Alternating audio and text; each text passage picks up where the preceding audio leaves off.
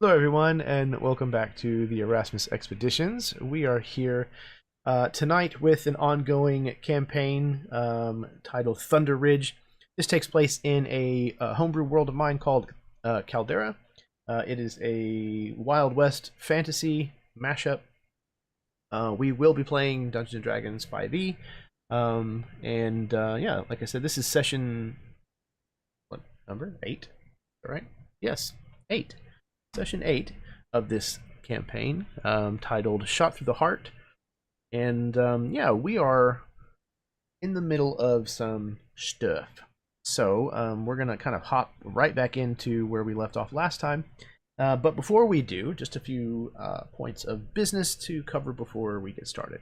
The first of which is the same warning that I give on the beginning of all of my games, and that is if foul language and mature subject matter are a problem for you, then this is a bad place on the internet for you to be. So, if those things don't bother you, then come on in. The water's fine. I'm going to pass things over to my players here for just a moment so that they can introduce themselves, tell you what they might have going on, and where you might be able to find them on the internet. And then I think we're going to get started. So we're going to start with Chad Prime.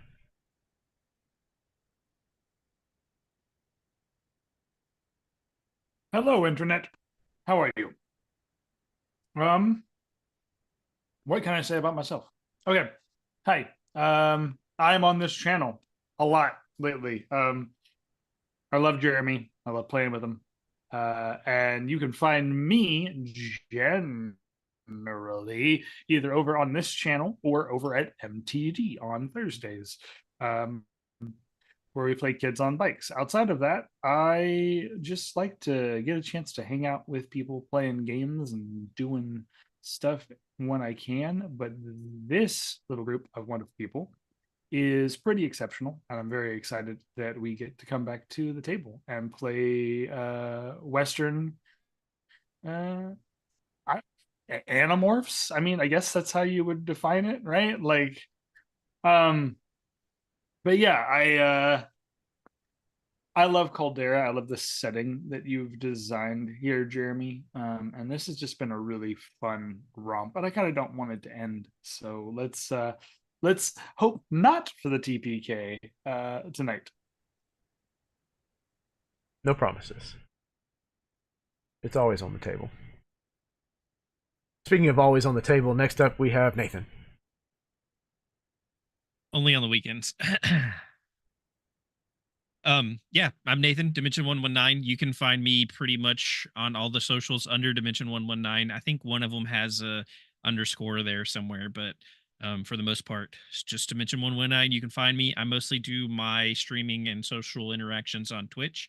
I have recently gotten a bigger spot open up for me on the State of Survival podcast on YouTube. So I'll be doing a lot more work there. You'll be seeing me not only in a lot more videos, but probably making a few more videos as I've started to do kind of some update videos of different survival games over there on that channel. But as for my own channel on Twitch for Dimension 119, it is Spooktober. So we're playing a lot of spooky games this month. I recently did the Alan Wake 2 DLC, and I can't wait for the second DLC comes out this month. I can't wait to do that. But I believe starting tomorrow night, we're going to be beginning The Evil Within and playing through that.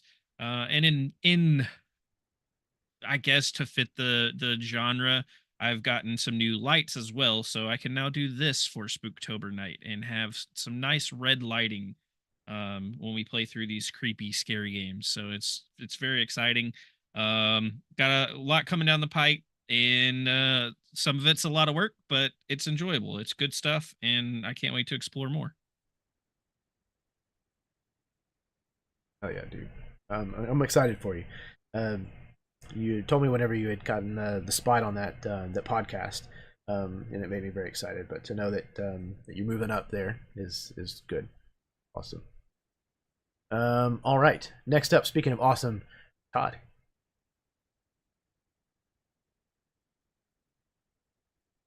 Am I muted? I'm not muted. You're Hello, not I'm muted Todd. now. There you go. Happy to be here. Like playing this game. Love these people. Love Jeremy. and I'm not socials or Twitch or any of that. I don't have any friends. That's not true. We're just all on one screen at the same time. Yeah, exactly. No. No, man, that's good. I love you too, man. I'm really glad that this whole thing worked out. That we got to play the Cyberpunk game at first, and that it was enough of a fun time that everybody wanted to stick around and stay together. And then add that Nathan guy, but you know,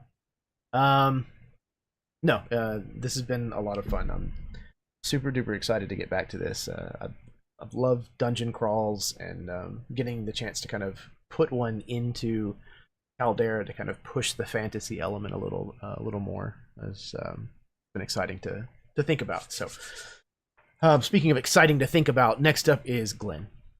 Oh, I didn't know we both thought that way. That's amazing. No, yeah, hey, I'm Glenn. I play Solomon Tume in this adventure series, and I think Kahiti in the other adventure series that we had before this one, Sci-Fi. You should check that one out also. You probably won't see me many other places. You might run across me in another game somewhere on Start Playing, by the way. Check out him on Start Playing. Jeremy's awesome. That's how we found him. It was a great time. And it continues to be one. On top of that, please make sure you like and subscribe, because if you're 8 episodes into this thing, I mean, for fuck's sake, it's 2 seconds. Like, and by the way, go back and fucking like and subscribe all this other shit. Like, it's good too. Like, I need to do that. So I'm telling on myself. But yeah, go back and do that. It takes like 10 minutes. And you might find more fun stuff to go look at. Other than that, yeah, don't really find me anywhere else. But looking forward to see or figure out what these flappy wing things are. So let's see where we go. Indeed, man. Thank you very much. Yeah, anybody that is talking about links and stuff like that, you should be able to find all of that in the description of the video. If you find that there is something missing, then absolutely do let me know. But yeah, man, I appreciate the shout out for the likes and the subs.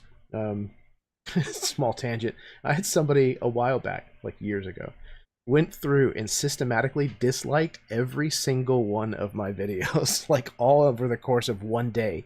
I don't know what I did to piss that person off, but you're welcome, whoever you are. Yeah, whatevs. They Thanks, obviously Mom. have no taste. Yeah, no kidding. I mean, Did you have a sister? Like, did you make someone mad? a brother and a sister. So if I had 2 unlikes or dislikes on all of them, that would at least make sense. But You just picked a side one day, I guess. something. It's probably my wife. No, I'm kidding. That's terrible. Speaking of terrible, last but certainly not least, that's an awful segue. That's me. Chad. You narrowed it down right there. The truth is what it is. Yes, sir. I am glad to be here. I was fortunate enough to find both Chad and Jeremy on Absolute Tabletop. So maybe you could find some people just like that, or even them or me, or I don't know what. But you can find them on various platforms to get into games like this, or maybe even run your own. I have a channel that it's usually just me, like in Jeremy's channel, just saving your videos or MTD or somebody like that. But so if you wanted to see some other games or whatever, there's a thing or whatever. But I'm playing Lazarus, and we're gonna see if he can survive or if he's coming back from the dead or what. And I'm ready to shoot him up and smash him and see what happens in this whole little claim, and if our friends have caught up to us or not. So that's enough for me. Thank you. Yeah, I guess we're gonna have to find out exactly what lies ahead and maybe even behind our little posse here. So yeah, I think that's all of the business that we need to get through. So I think, unless there are any further questions or concerns or comments, then I think we can get this started. All right.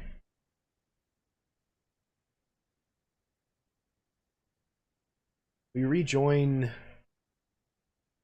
the 5 of you, this motley menagerie, deep underground, and sequestered in one of these offshoots from an area known as the walkways. You moved yourself into a space that has like one entrance and exit only. And Soul had cast an alarm spell over the doorway that led here. And then you all kind of settled down for a long rest. A few hours into your rest, Virgil heard a sound. It's kind of distant at first. Wasn't entirely sure what he was hearing. But then he definitely heard the sound of leathery flapping. And about the time that he procked to the fact that it was actually something he was hearing, Soul's alarm spell triggers, as something has breached the threshold where the spell had been placed. All of you now hear the sound of leathery flapping, and something is rapidly approaching.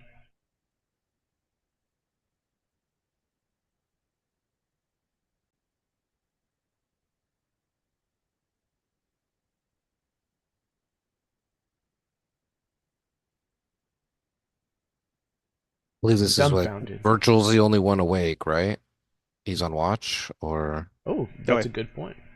Yeah. I think it has the leathery flapping. Sorry. Yeah. Leathery flapping. It's hard for me someone to just say in it. their sleeping bag having It's a hard. good dream.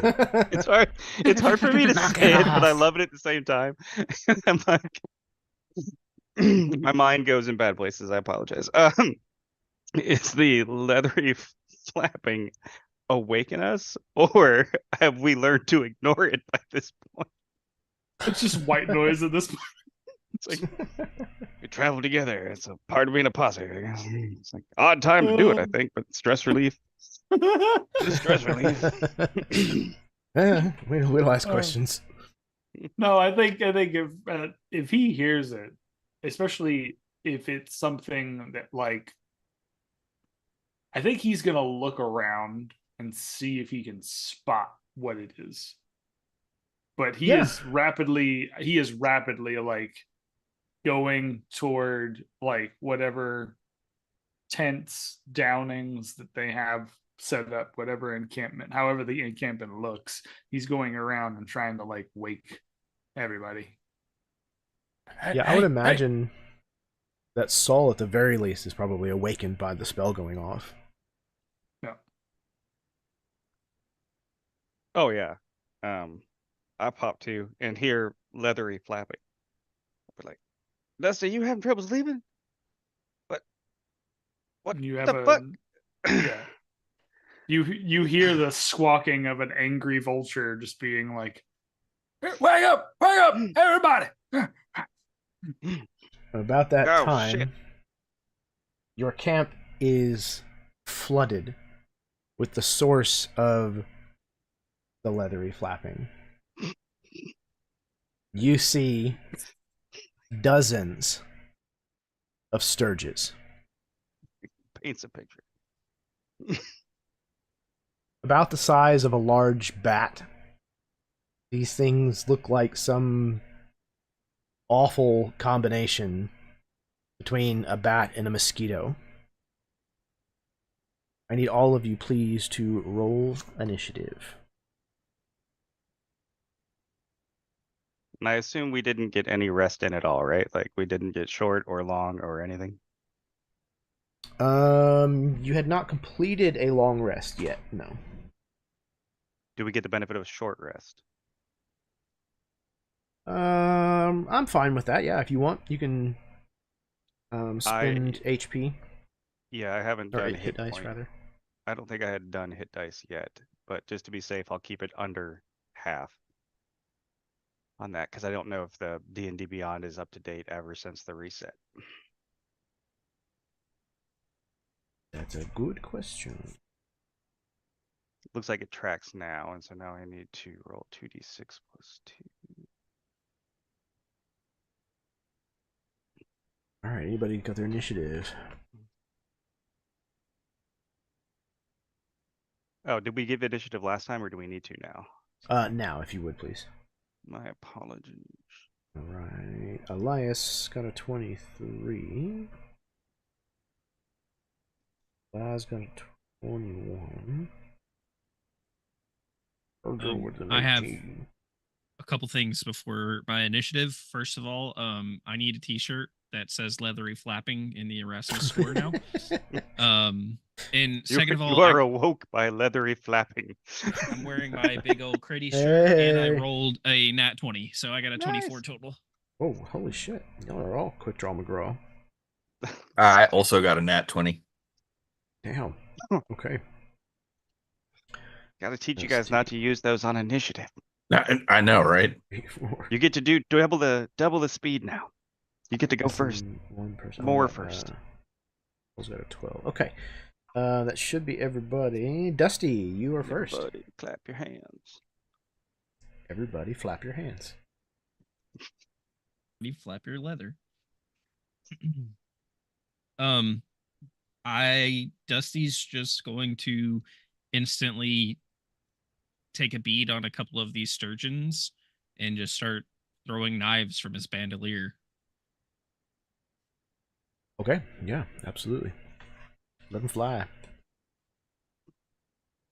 That's a 21 for the first.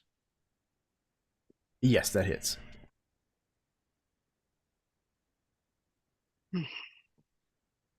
That's gonna be 8 damage. Okay, so these things are minions. So they have 1 hit point. If you hit them, they die. So feel free to roll damage if you'd like. But 1 hit, 1 kill with these things.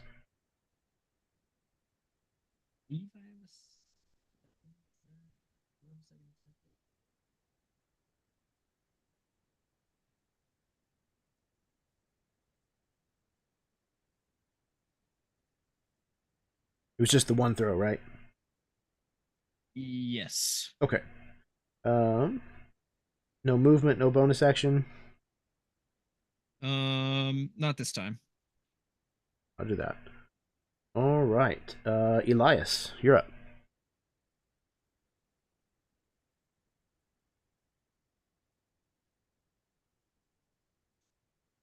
So these are minions, you said? Correct. Yeah. Are Does you that- familiar with minions?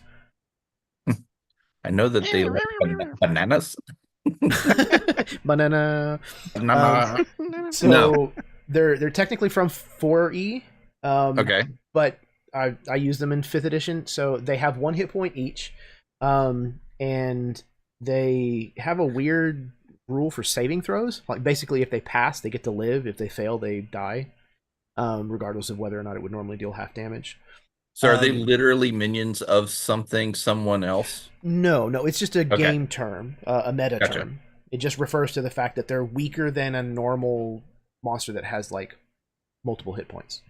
Okay. Then I guess I'll just do. How far away from us are they? They're like swarming around you. Okay, then I'm just gonna do unarmed strike. Okay. 16 on the first one. And Is a hit.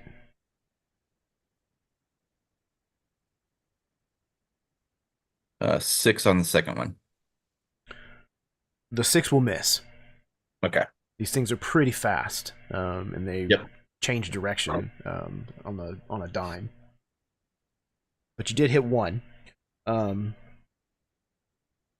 So you managed to clock one of them or slap it hard enough or something that it just falls out of the air, hits the ground. Laz, you're up. I would start putting on a piece of my armor gonna be my gauntlet, but that's just for non-mechanical purposes. And as he points the wrist crystal or whatever that's on there, and I'm gonna magic missile 3 of these guys. I Oh, think that's how there you many I go. have at this level. Let me double check how many.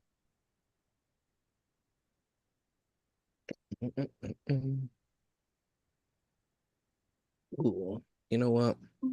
Oh, computer, stop. I'm going to cast it at 2nd level and add 1 more bolt to it so I can get 4 of these guys. Okay.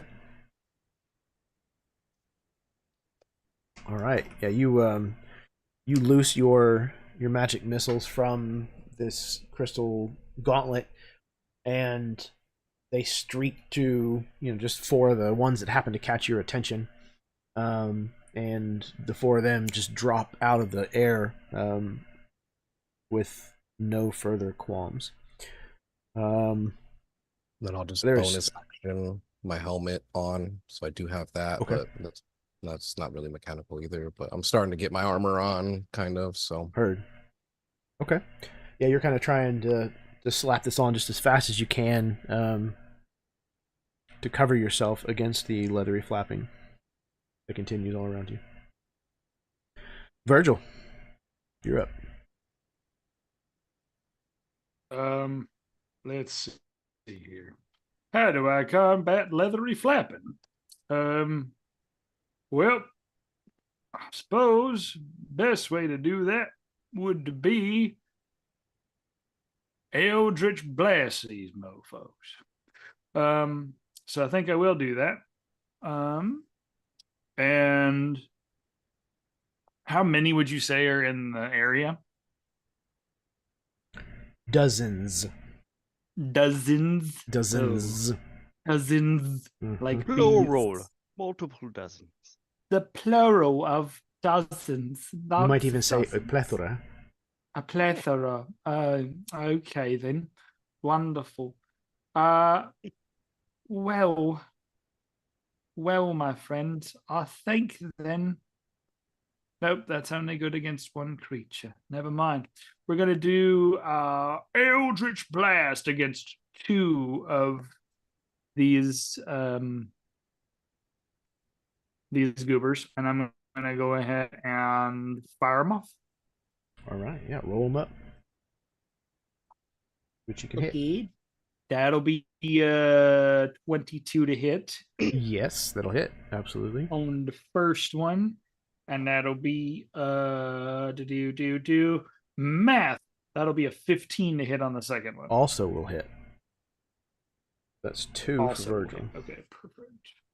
Bye. And I think the way you see this is like he'll have his actual pistols out, but the pistols like will glow at the tips, and then instead of firing bullets, he's channeling his eldritch magic through the gun stock and out through the gun. So let's see, D10. Remember what those look like. So for the first one, that's 8 damage, and then for the second one, that is 11 damage on the second one. All right, yep. 2 hits. They both go down. Zap. Bye. Okay, it is the Sturge's turn. All right, there is still a bunch of them. So we're gonna do this. We're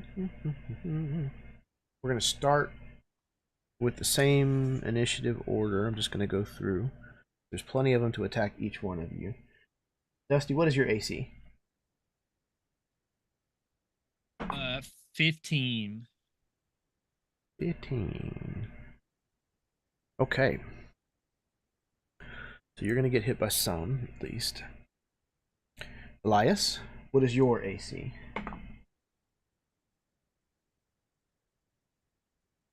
1 second. AC. 13. Okay.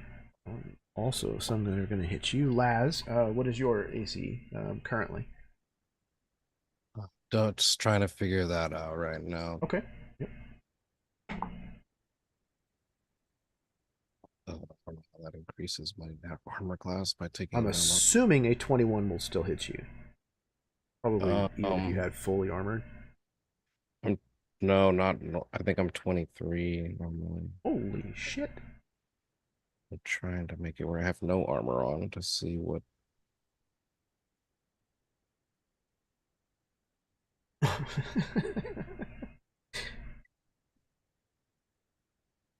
Funny.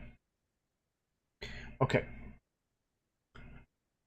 I'm gonna let it hit because I'm not fully. I'm waking up.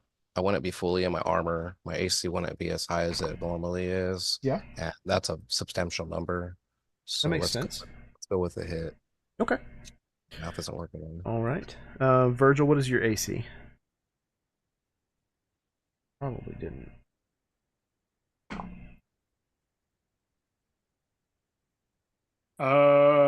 So I forget if the Skull of Optun Kone gives me an AC boost or not. But if not, then 14. All right. I don't think it does give a boost. Let me see.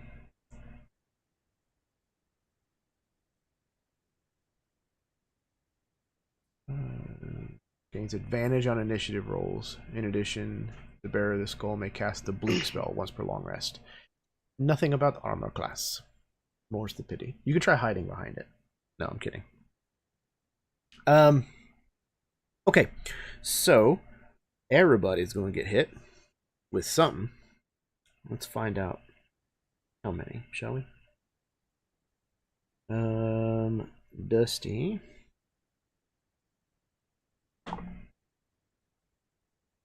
You didn't You get- target me, but I assume I'm getting hit. I have an AC. Oh, of I'm 10. sorry. No, you're good. I got to their Hey. part in the initiative order, and My AC is 10, so I'm pretty sure I'm fucked. And I have no first level spells back, Yes. so I can't even. I could cast shield, but I'm not burning a 3rd level for it. So okay. I'm sorry. Glenn, did you say that Soul's AC is 10? Yeah. I mean, Wizard. at base Or- alone, leather armor is like 11. but he doesn't Wizard. He's wear leather squishy. armor. My boy. I My know. boy. I know. Saul is squishy, and he's a glass cannon, and I told you he's a glass Ah, cannon. Dusty. He Oh. ropes and I will defend you with my life. You got Oh, I'll be 5 dead. that just latched onto you. Elias. You have 4 that just latched onto you. No. Laz. You have 6 that just latched onto you.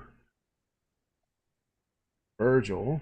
Oh my god, you got 8, brother.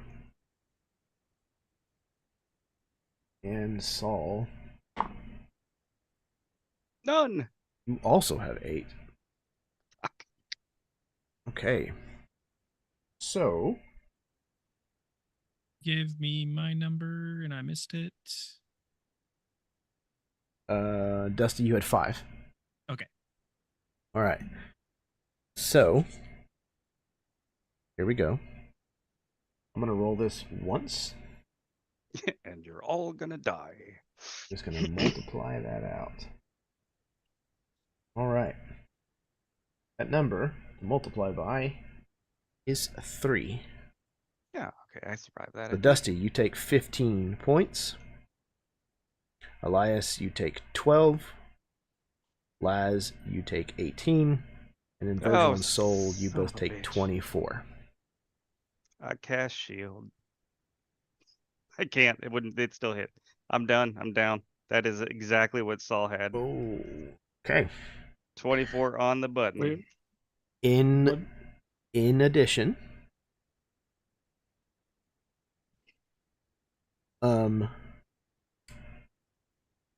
each one of you, your strength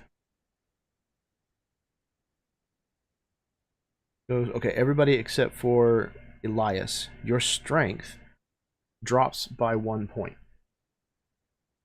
Oh, not one each. No. That's It's good because I would basically it's I every would go to 0. 5 that is latched So- on. So Yeah, now that drops. So that's just a current modifier. Or is that a permanent thing? it is just current. Got it. So I'll use it as a modifier for now. Okay. All right. How much does it drop? 1. 1 point for everybody except for Elias. No, you only had 4 on you, Elias. So Okay. yours is unaffected as of now, at least. And just so I'm aware, you said 24 points of damage for me and Yes. for Soul. Yep. Correct. Okay. And to clarify, when I said latched on, I meant it. Like, these things are literally attached to you with their Yeah. proboscises Flying sticking leeches. into Oh, yes. your Yeah. skin. Yep. They No, are I think literally that draining le- your blood. They literally Leech just like mosquitoes. you watched Saul like dehydrate essentially and just collapse. Sol was the Capri Sun of the group. Yep. It's one sit, Done. gone. You're gonna get to Okay. dehydrate. Ooh, buddy. Saul. My turn. Let's It's roll your a death save. turn. So you need to roll a d20, please. You know what's Good grief. really fun? As I was like, I have to ask if I can cast these 3rd level spells that I have that are going to be really cool. And it's like, nope, I don't have to ask that. That is a pass, though. That is a 14. Okay. All right. Successes. 1 success. All right. Ooh. All right. So this situation has turned dire rather quickly. Dusty, it is your turn. I think that Dusty's first instinct is to start trying to swat these off of him. But if he sees Soul fall, he's just gonna forget the ones on him and try to push through the pain and suffering and get to Soul and just start smashing the ones on Soul. All right. Probably smashing them by throwing the daggers at the ones on Soul. Okay. You're gonna throw daggers at Saul. That's what I'm hearing. Yes. Okay. Yeah. Just Hopefully, clarify. I was also in the circus at some point. But we'll find out.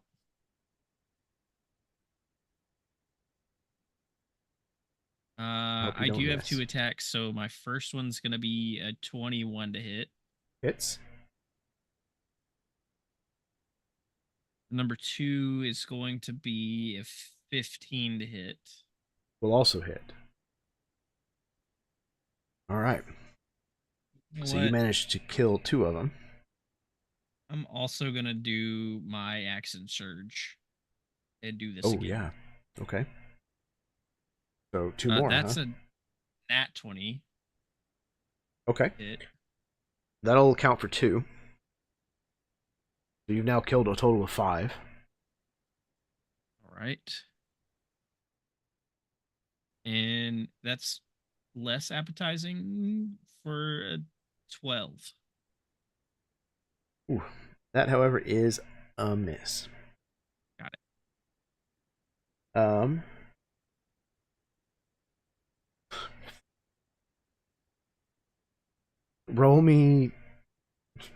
Roll me another to hit. Another d20. Add your bonus. That one's slightly better for a 13. Okay. So, Saul, this knife embeds itself in your unconscious body. I was thinking that was happening. That's 2 death saves, correct? That is 2 Yeah. failures. Yeah. No, that's you rolled a 14 on the first one, right? Right, but that would That's a damage success. when you're down is a double.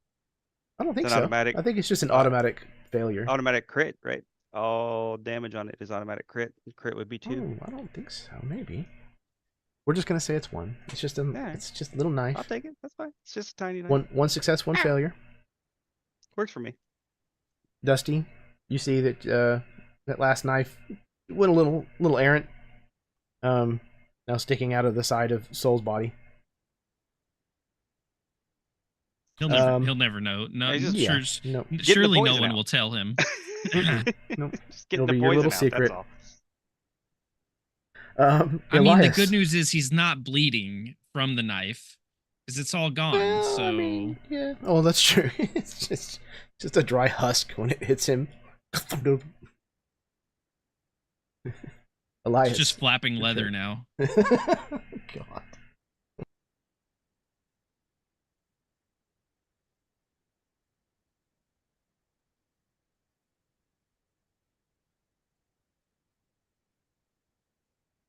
I don't know if you heard me, Todd. It's Elias's turn. Oh, it's my turn. Yep, Cool. yep. I have 4 on me. Correct. Correct. Okay. Mhm. I don't know how this would work mechanically in D&D as far as rolling goes.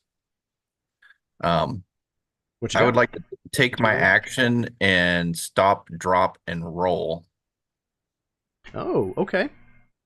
Hell yeah. a bunch of times since they're attached to me, and if they get hit, they're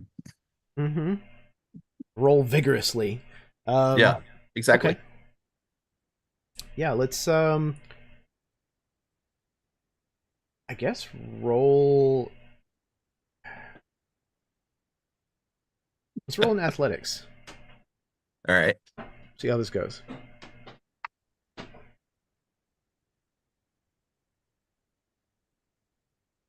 $16. All right. So 16 has a modifier of 3, so I'm going to say you managed to kill 3 of them. Cool. You got 1 remaining that did not squish.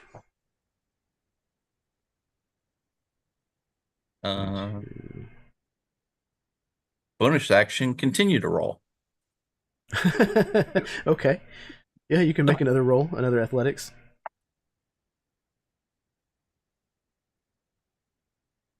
$12. Oh, well, there you go. 12 has a +1 modifier, so that's the last one that's currently attached to you. It gives you a kill count of 5 of these things. Alright, Elias is rolling around on the ground, squishing as many of these things as possible.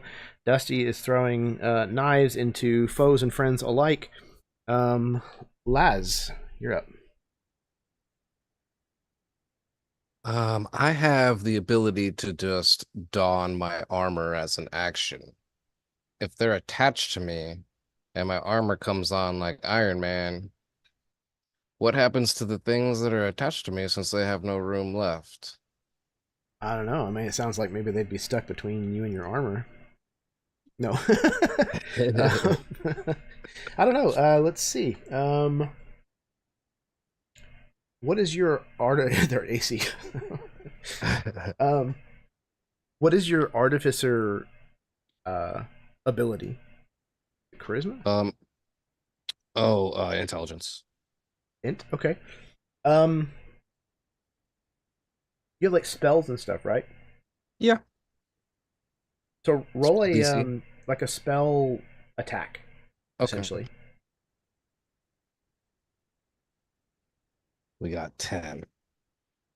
10 total.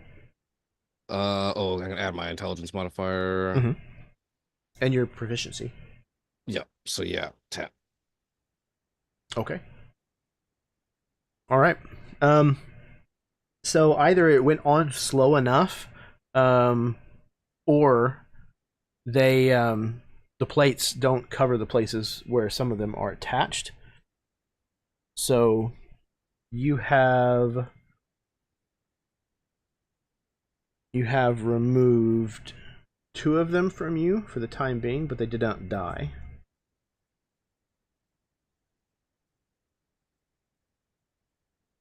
Okay. And then You I said that was your will- action, right? Yes, with my Okay. bonus action, I will jump. I can do 5 times my proficiency, 15 feet, and not provoke as a bonus bonus action Okay. as part of my racial features because I'm a rabbit. Right. So I'm jumps away. Okay. You kind of leap up and away over to a far side of this this kind of stone room into a corner somewhere. The four that are attached to you, they definitely go with you. They're literally attached. So you brought some guests along in your flight, but you get out of the thick of the swarm for the time being. Virgil, your turn. I would like to use that to get closer to Soul as well. Okay, yeah, absolutely. Well, tarnation. This thing is going to hell in a handbasket real quick. Well, so what I'd like to do, Jeremy, is I would like to essentially take flight with my molted wings, and then what I'd like to do is barrel roll upward, and as I'm doing so, I would like to then cast thunderclap down into the space with all my friends and stuff and try to take out as many of these little buggers as I possibly can. Okay. Because that's This an is AoE. Thunderclap or thunder Thunderclap, wave? not Okay. this is thunderclap, not thunderwave. I Because am not thunderwave familiar would with be thunderclap. thunderclap is a cantrip, and it is you create a burst of thunderous sound that can be heard up to 100 feet away. Each creature within range other than you must succeed on a Constitution saving throw or take 1d6, 2d6 if it's a cantrip. It now goes up to 2d6. Ooh, yeah, So they'll okay. take 2d6 thunder damage. What was the area of if effect again? up to 100 feet around. Range of the spell is 5 feet. Casting range or area is a 5-foot space, but I see. any person who can hear the sound up to 100 feet away has to make a Constitution saving throw or take 2d6 damage. So it's a weird deal because the range on the spell probably says 5 include your feet. friends. Yeah, but it Sounds kills like all the other ones, and I feel like my friends have a better Constitution opportunity than, say, these little buggers, right? Well, I mean, some of us do. Most Some of of them? us do. At the Most moment? of them at the moment. So yes, while it does include my friends here, Okay. I'm just trying to get them off as soon as possible. So All right, man. off I'm with ya. everybody. So let's go All hard right. and try to do this in one go. So everybody, please make a Constitution saving throw for me. Saul, It's a don't bother. DC 15. Yep, I would say that's an automatic for me, right? It would be DC an automatic 15. fail. Yep. So that is 2 failures, 1 success. Correct. Does that mean he died? No, he has two failed death saves. 2 death saves, 1 success out of 3, though, right? You only Correct. Yep. So He rolls one more failure, he anything less dies. than a 10, I die. Permadeath. Correct. Oh, I hate it. I hate it. Do I want to do this now? Don't make me feel that. Done is Well, done. we- Done is done. We're good. Oh, We're I good. hate I it. still got. Look, there's still people to go. Yeah. Mhm. Okay. Let's Woo. right. All right. Let's make this happen. 2 How we got here? Any other? It looks like Laz Alright. passed. I got a 15. Okay, so you also passed. Elias, what you got? Oh, you're muted. I had to step away for a second. What do I need yeah. to do? Constitution saving throw, DC 15. Okay.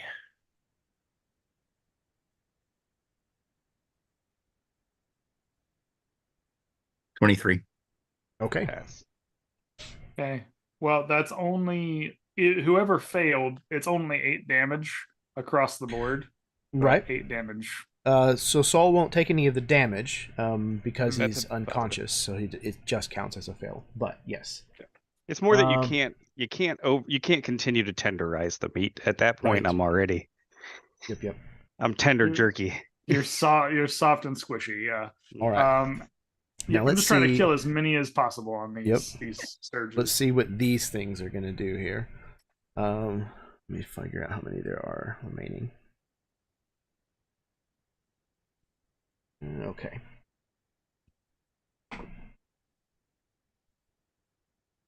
Fail. Fail.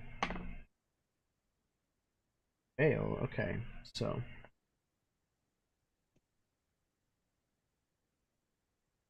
One, two.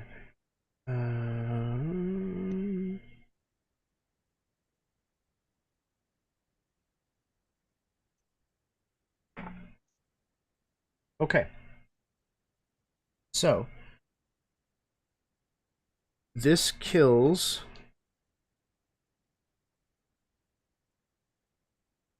This kills 30 of them, including the ones that are currently on. Let's do half of the ones that are on everybody. Rounded in your favor. I think that's okay. So by my count, that leaves 2 on Dusty, 2 on Laz, 2 on Soul, and 4 on Virgil still. Yep. But Does Virgil's, that mean the strength stays the same? even if they die, yes. Okay. Yeah. Good. It'll last at least until you have a chance Long to rest. recuperate. That's what I Yeah. Yep. Okay. If I have a chance to recuperate. Might be the long rest. The long rest. Might be an alternate campaign through the Hangman's Tree now to go find Saul's ass. Ooh. Maybe. Okay. So Virgil casts this this cacophony of noise, killing a large number of these creatures. There's probably now a quarter of what was left at the very beginning. Soul. Oh, no, wait, I'm sorry. Before it becomes your turn, it is actually the Sturge's turn. That's right. So, let's see what we're going to do here. Dusty, you got 2 that are on you. So,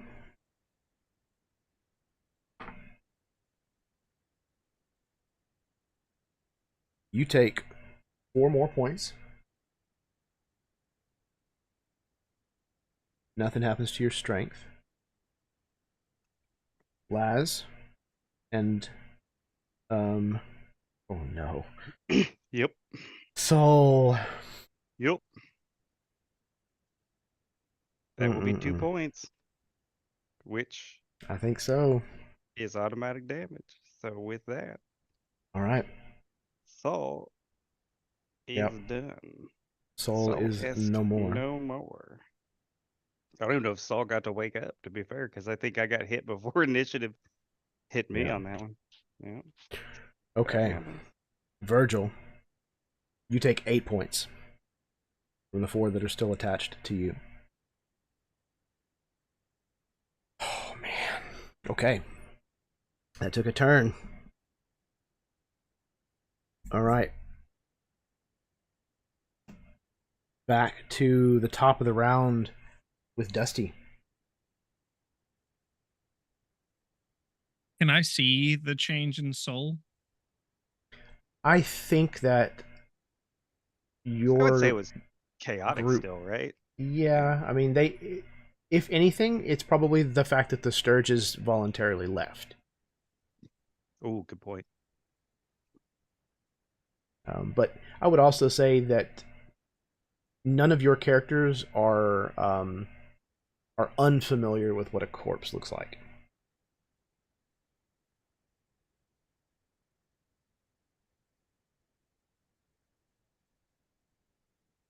I think that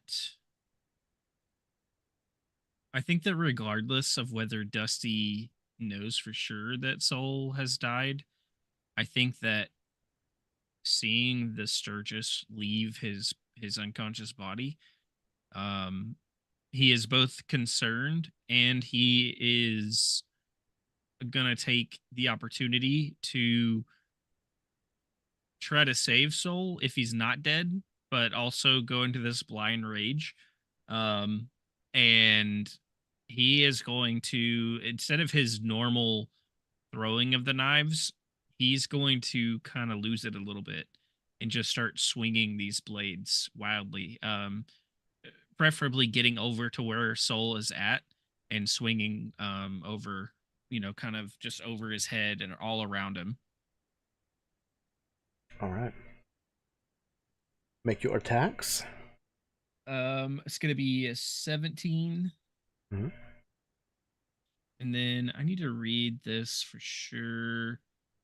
I'm going to expend superiority die to do a maneuver called sweeping attack. It reads, when you hit a creature with a melee weapon attack, you can expend 1 superiority die to attempt to damage another creature with the same attack. Choose another creature within 5 feet of the original target. And within your reach, if the original attack roll would hit, the second creature takes damage equal to the number on your superiority die. Okay. Yeah, absolutely. So I'm gonna use my last 2 superiority die to try to, on both of my attacks, to try to take out as many of these creatures as I can that way. Which I'm assuming would just turn 2 into 4 if I hit on both attacks, but yeah, so you hit with the first one, and then you spent a superiority die to make your, what is it called, sweeping? make the sweeping attack right. As part of that first attack. Right. So that would definitely count as 2 different targets.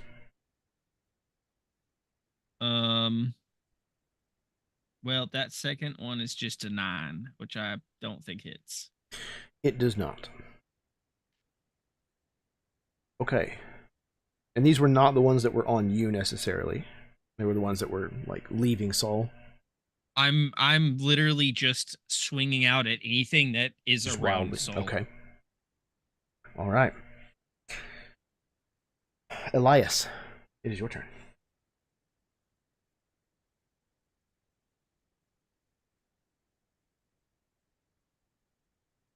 I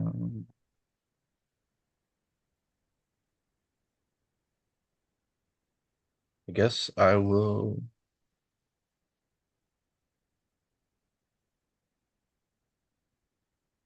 I'll try and shoot him, I guess. All right. 18 for the first attack. Absolutely hits. 12 for the second attack. 12 will not hit. Okay. So that's 1 more. Popped up for Elias. Okay. Laz, you still have 2 on you. It is your turn. I would like to blast them with magic missiles from my suit. At least the 2 on me, and then the next closest one. All and right. then close the remaining distance between Soul and I, and attempt to try to give him his healing potion, because unbeknownst to me about the saves. So Yeah.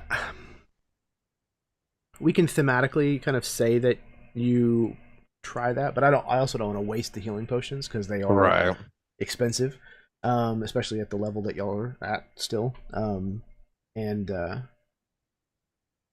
meta speaking, we know that it won't do any good. So, but yes, you reach him and realize that he is gone. Okay. Virgil, your turn. Okay. And then Jeremy, if I can't do what I want to do in this moment, please tell me no, okay? Because I there's I want to do something that I feel like is in character for him. And I feel like it very much fits in the same way that Dusty is reacting. There's like this feralness that comes over Virgil when he sees that Soul has gone down.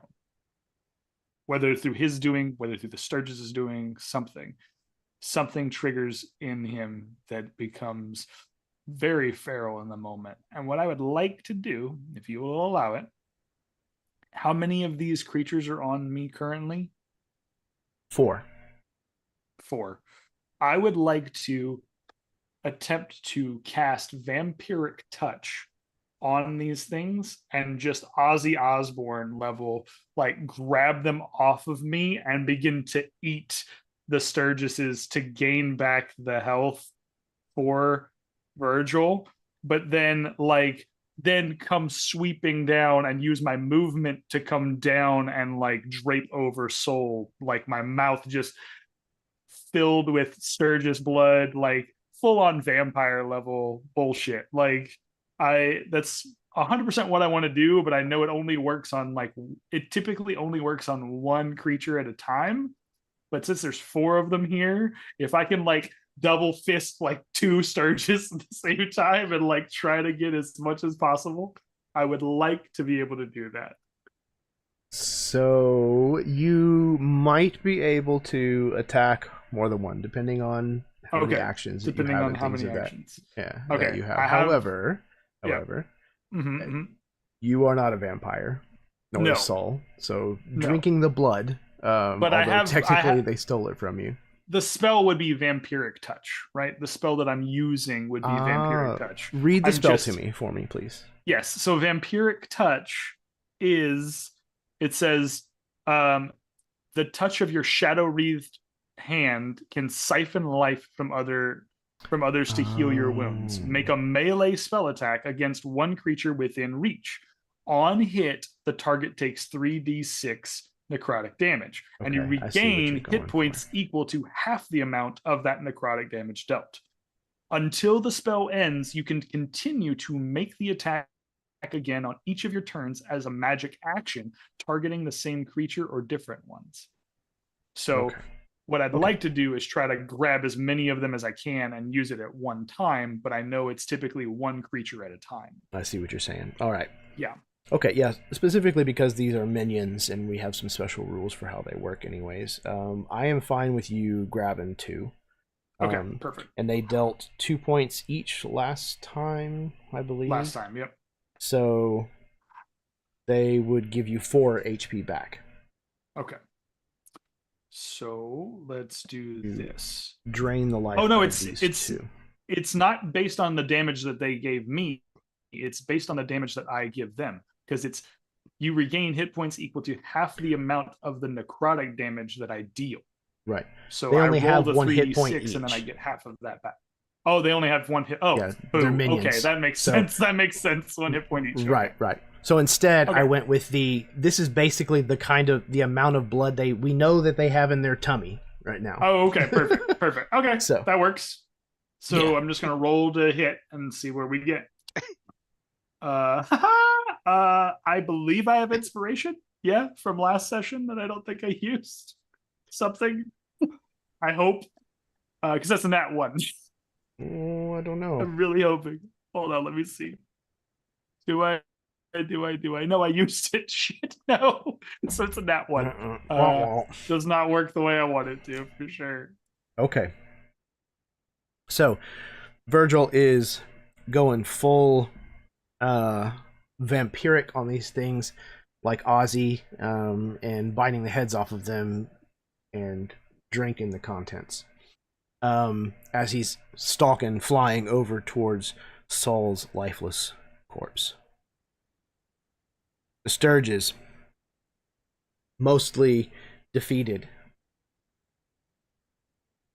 are going to detach themselves, those who have fed, and are going to attempt to fly away.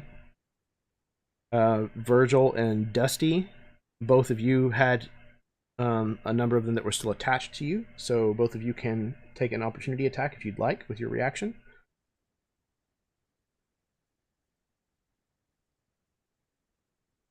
That'll hit. 25. What you got? So I rolled a 14 plus 7, so Oh yeah. 21. Yeah. And what did you get, Dusty? 25. Both of you hit. All right, one more for each of you. Yep. All right. The Sturges, thinking better of sticking around, they take what they managed to get, and soon you're swinging at an empty room as you realize all of them have departed and have exited through some crevice or crack that is kind of up near the ceiling of this room somewhere. And you are left with a rather grisly scene. Your blood, the blood of the Sturges, it's kind of one and the same, but it is spattered and sprayed all over the inside of this stone room where you were resting moments before. And for those of you who had not realized it during this skirmish, you realize now that Saul no longer draws breath. So, not to make light of the situation, but playing into established lore for Dusty, we did talk about how he is no stranger to dead bodies, but we established, I think session before last, that he has a -1 in medicine and has no idea how to do first aid or anything. So he's actually over the top of Saul, trying to bandage any wounds. He's bandaging a bloodless corpse. We can resurrect him, right? I mean, ideally, yeah, you could at this point. That's the only thing royal that we. could bring him back. Yeah. I mean, as far as things that are theoretically possible, yes, absolutely. As far as things we've yet to see, a high-level cleric. Yeah, that would probably be the trick. You are in a very, very isolated, remote town that does not. Or we have just a make lot a of deal people. with the hangman's tree. I mean, there are definitely options available. Again, like I always say, death in D&D it never has to be the end. And Unless it's a no, TPK, then it's kind of hard to get around. and like selfishly, this is awesome because like as Saul's character now, I get to be like, oh, what's everybody gonna do? Like you're in a dungeon full of magic shit. And you've had a party member go down. A posse member, I should say, Mm-hmm. in this case. So in this moment, realizing that Saul seems to be dead, what are you doing? What is the conversation or the action that is taking place with the other four of you? I'll go first. It's Saul. I'm doing this. Wonderfully played. You can have a point Get of out of inspiration. here, Glenn. The Academy me feel Award bad. goes to Yeah, make me feel bad. Make me cry. I want to feel those Oscar-winning emotions. he's got Yeah. those X eyes, so we know Ah. that he's dead. The tongue sticking out has to be. Like, His hand like flops to the side and some small trinket of primroses like falls out onto the floor covered in blood. A handkerchief. some Enya song plays in the background.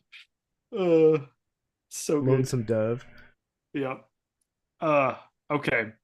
I would think- even attempt, but just like Dusty, my medicines. But I'm gonna attempt to like defibrillate him with my thunder gauntlets to try That's to like give him a little clear. Yes. All right. Nothing else is working. Give him a little zap. Yeah, his little body kind of arches underneath like the point of contact and kind of, tightens and then releases and is still limp afterwards. So I Is think someone that smarter gonna stop us? yes, yes. Virgil, after a moment, watching Dusty, watching Lucky, just basically desecrate the body of Soul Tume, is just like, God damn, just stop. And he walks over and he like, I imagine that Soul is a tiny fella. So in the hands of Virgil, he can pretty much hold him in both hands. And he like picks up Soul.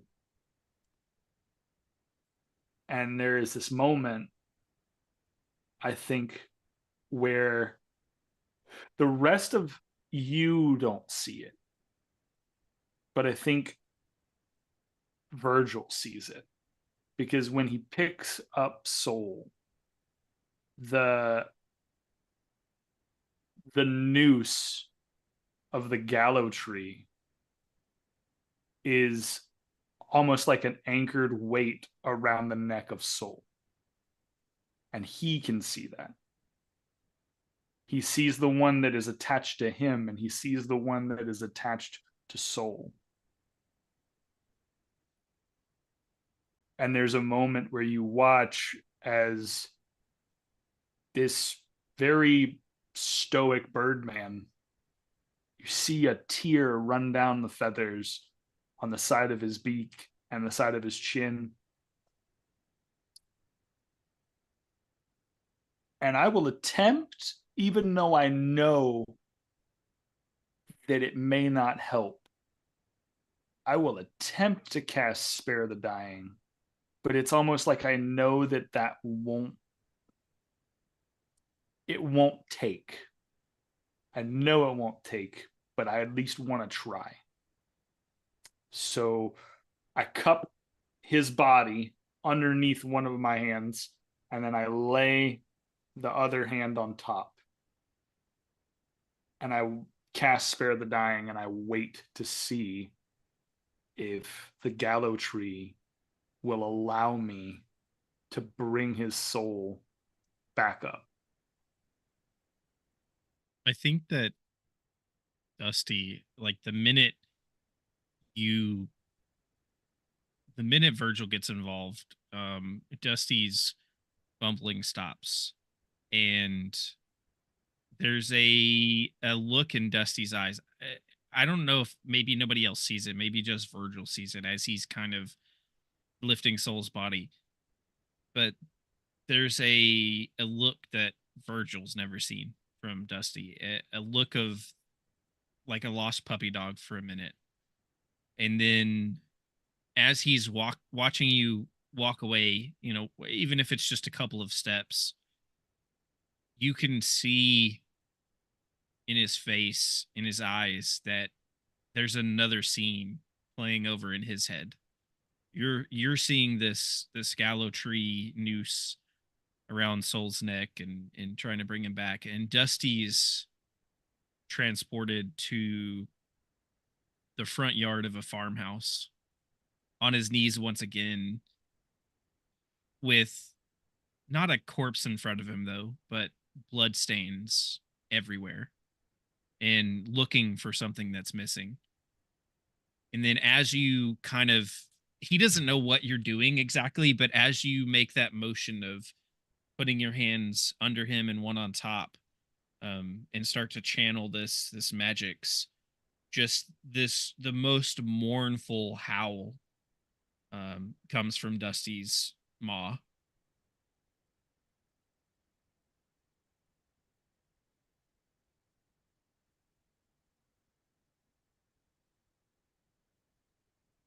Okay.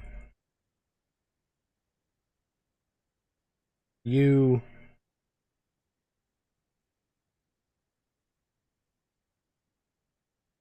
lament for a moment as Virgil, you reach beyond this world calling upon an entity that is already closer to you than might be comfortable, usually.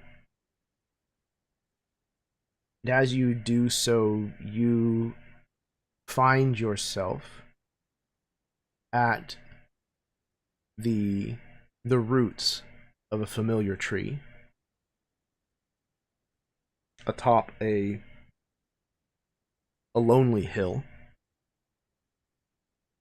and you see above you the dangling feet of the specters that hang from the boughs of the gallows tree.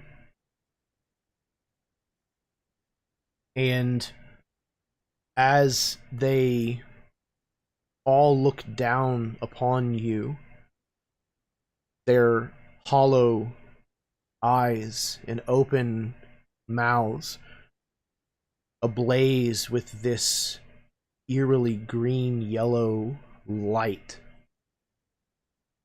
they speak. And as they speak, as always, their voice is as one, in unison.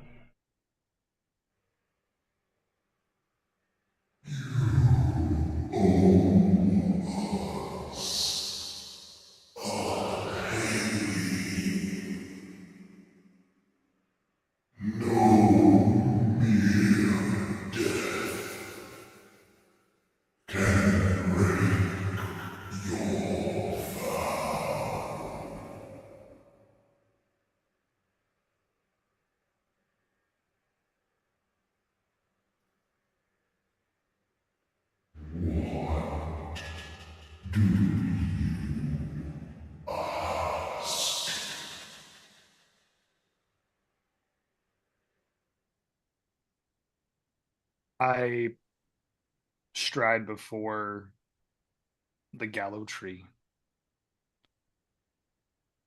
and I hang my head.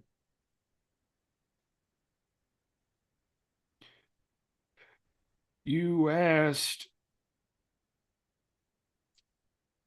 for the soul of one Solomon Toomey. And he presents the body before them. You asked for a hanging. This man. Now, I'm gonna be honest with you. The way he went out, but that was not my intention. Nor do I think that he deserves that dishonorable death. So, I know that you want this man. And I aim to provide his soul to you in due time. But this was not fair to him. So I ask you, as I bring you his soul, I have done your bidding. And if you choose to take him, then there is nothing I can do to convince you. But I ask you to give this man an honorable death. Allow it to be a duel. Allow it to be something that he can be remembered for. Not because simply some mosquitoes sucked the blood out of his body.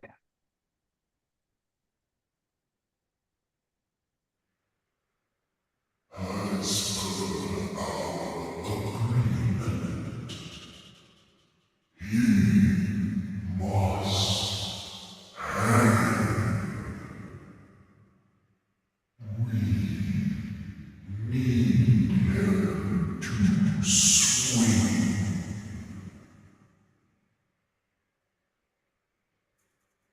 His soul is worthless to us now. He squawks and caws. I tried.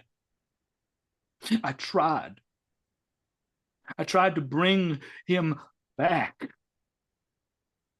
Do you understand? I tried to use your magic to bring him back. I am asking you now to bring him back. If you want me to hang him, I will hang him right here. But allow me to give him to you. Do not say that his soul is worthless. Because in that gallows, you are wrong. I have seen this man defend me. I may not always like him, and he and I may get into many disagreements. His soul has value. So I ask you again, Gallows, allow me to bring this man back, and only if it is to give him to you in the right way. If that is all you want to do, that is fine, but give him an opportunity to go out on his own accord. Please. I'm begging you.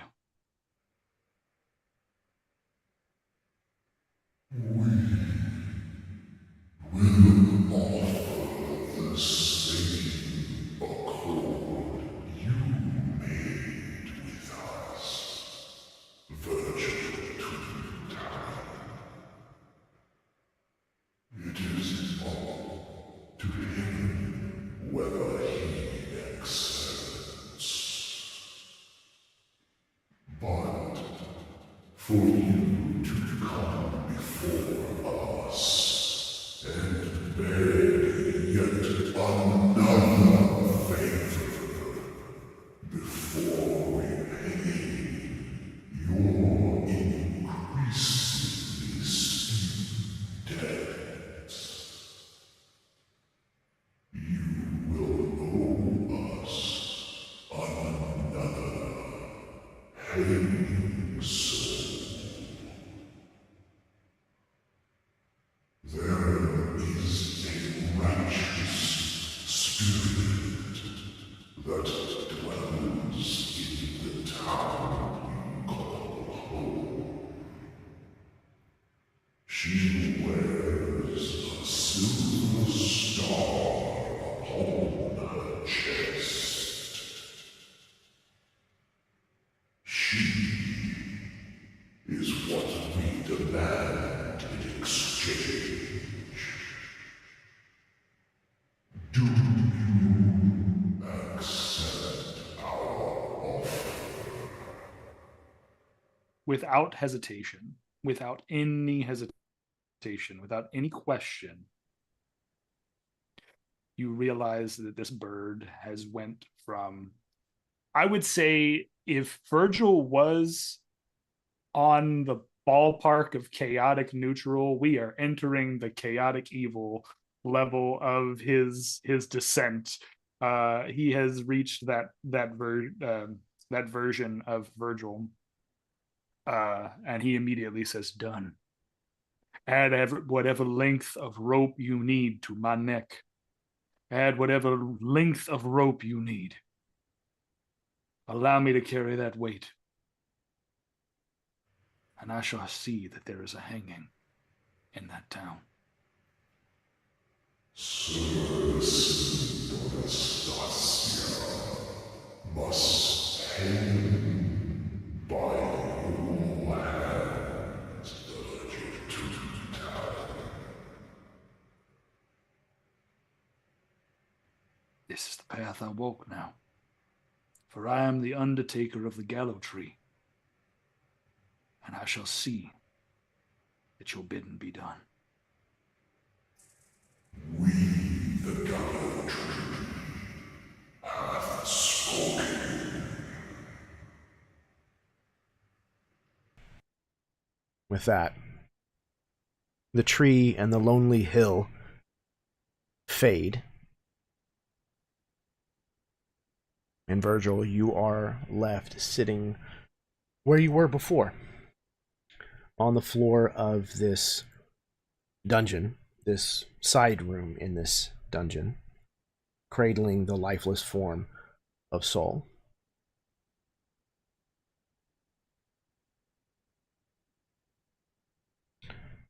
So, the rest of you, while this was going on, what were you doing?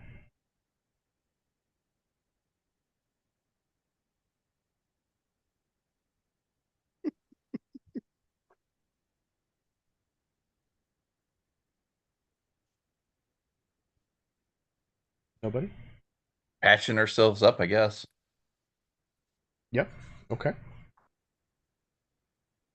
Laz would have been eyeing Jewel sticking out of Soul's chest now that he's gone and trying to scheme on how he would get it.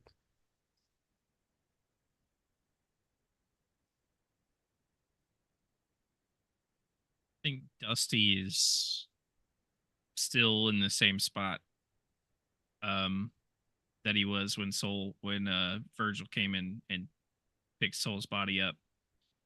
I think after a couple of mournful howls, he's kind of shrunk down on himself, and he's on his knees, kind of slumped, and he's reliving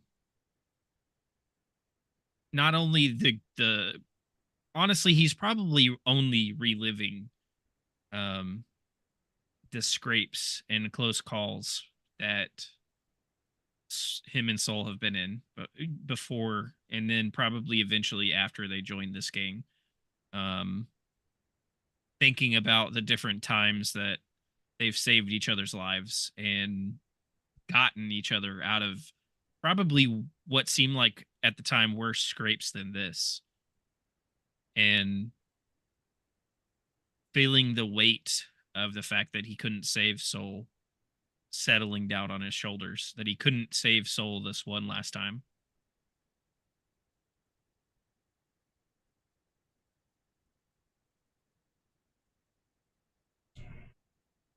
Lucky. It sounded like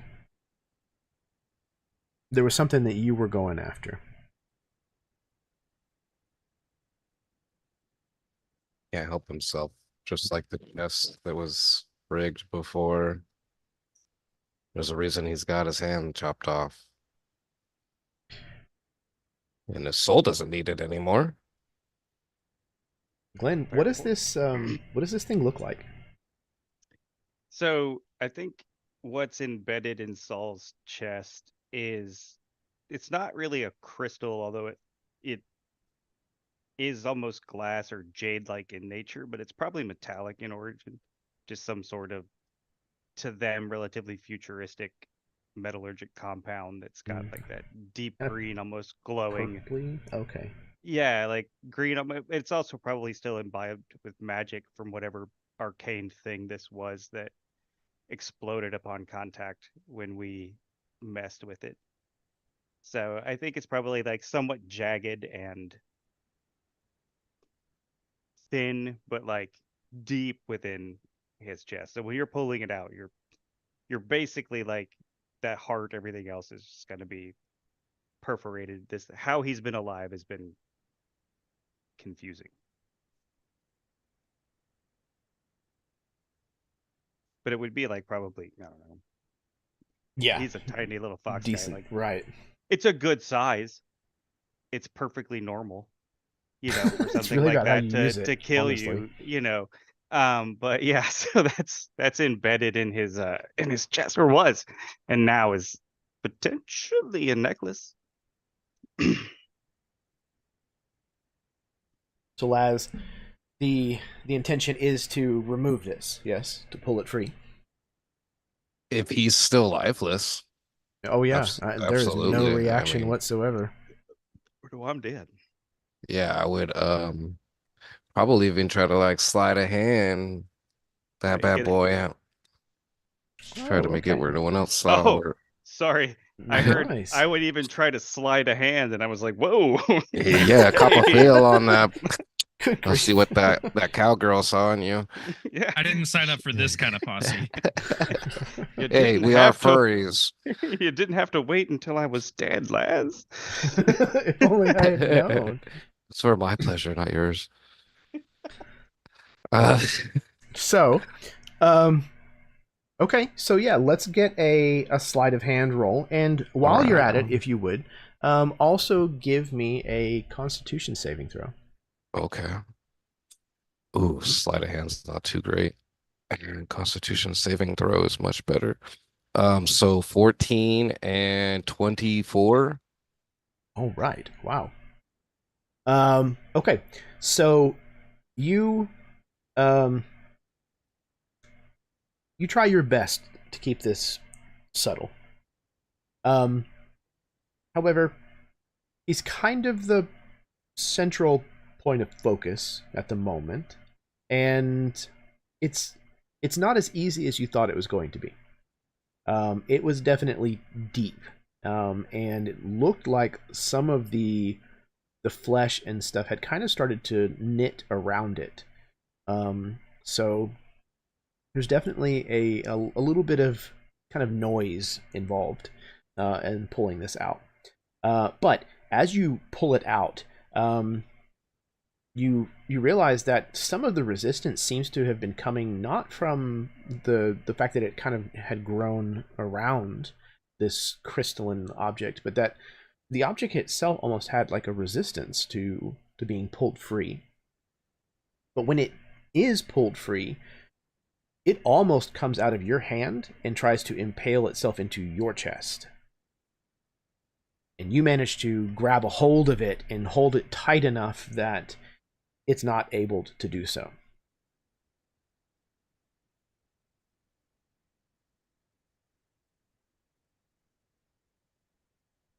Is it like continuously going to be trying to do that, or can I put it in a sack or? Yeah, you can put it away. It does not seem like it's like continuously trying. Whether or not it might try again, Right. we'll see. Yeah, obviously. But yeah, I would probably do that and say I'm sure I kind of noticed somebody seeing me, so I would just say I'll just keep that for safekeeping.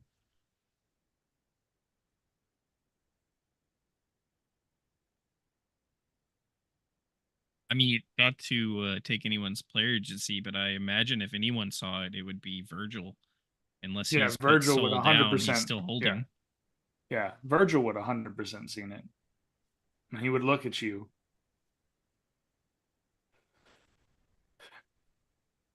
I begged.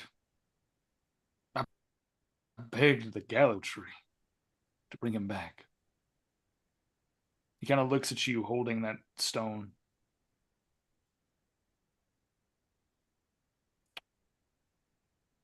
If they do not agree to that, then maybe he doesn't need it. But if somehow they took my batshit crazy idea to heart, that little fox comes back to life. If he needs it, you will give it back. Do I make myself clear? Oh yeah, I just figured he didn't need it. For now. Yeah, I got hope. Yeah. Yep.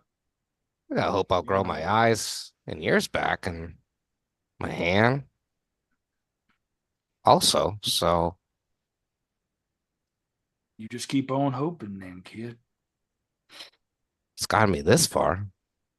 And he will stalk around Soul's body like a mother hen, like, or a mother goose, like protecting the nest. Like there is a like the Raven of Death level sort of covering the body, as if like I am waiting here with Soul until those motherfuckers answer me. And if the body jolts to life, awesome. If it doesn't, then we move on, and I make sure that he doesn't get just absolutely maggot eaten in this space. Like I will find a way to carry his body and keep him safe. All right. So Virgil plays Protector over Soul. And as this kind of plays out between the rest of the posse, we find ourselves as the audience back in this liminal space, this strange, eerie, whitish green fog with this solitary hill and an ancient gnarled tree sitting alone on top of it as a sentry, its branches spread wide. This strange fruit of hanging specters among its branches. This time, however, we don't see Virgil approaching the gallows tree. Soul, you find yourself having drifted along for who knows how long. You now stand before this entity. These beings look down at you with this ghastly light coming from within, and again, when they speak, it is as one voice.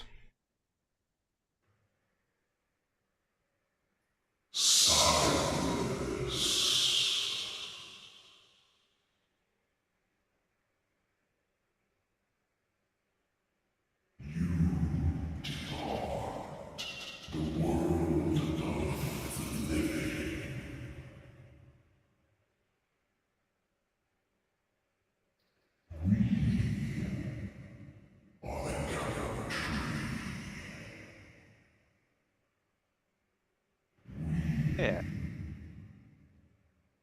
We met. I remember you. Yeah, we met, right? There was Apiconia. Yeah. We were walking around with him that night, and we ran around. I think Virgil ran into you. Now, apologies, I wasn't so engaged, see, because the quorum was worse there. More of a ruined city feel, right?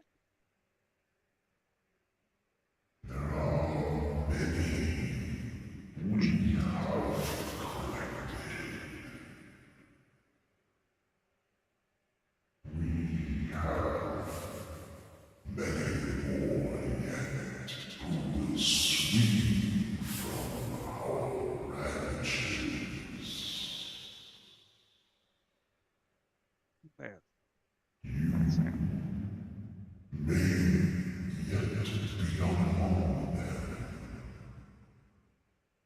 Oh, I, I'm dead.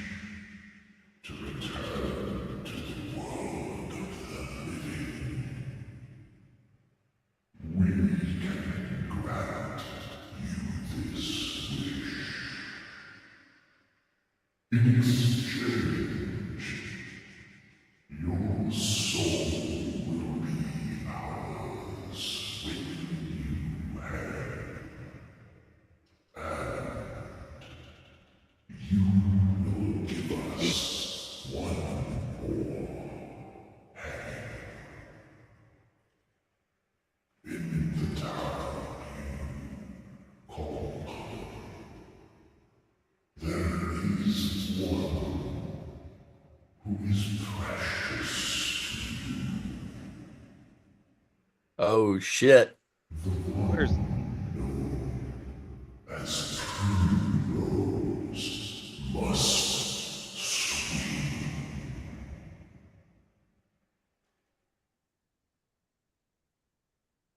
that's a tantalizing offer, but I mean the logistics alone would be difficult. I mean, the woman has the neck of a buffalo. Have you seen her? I mean, she can do some amazing things, but thick is barely an accurate description of the woman. Like, I mean, one, I mean, we're gonna have to reinforce the gallows themselves. No tree in the neighborhood is going to take care of it. Like, see, this is the problem with basic benign followers. It's like you guys pick a mission and run with it, but you don't think through. Oh no, no. Besides, I do have certain affections, Miss Primrose, but not even the town itself. It's all just preposterous. See, how could I give you my soul? Like the boys will be here shortly, and I don't mean the ones above. I lost that the moment I touched that fucking horrible chunk of whatever the hell it was all those years ago. Fact is, I'm surprised. I figured Ezra would have been here by now. Eldridge and Solomon, Lieutenant Breyer. The rest will be here soon. This day's been coming. What are you offering me? Delaying it further? Giving you my soul? Swinging for what? Your agenda? Try again.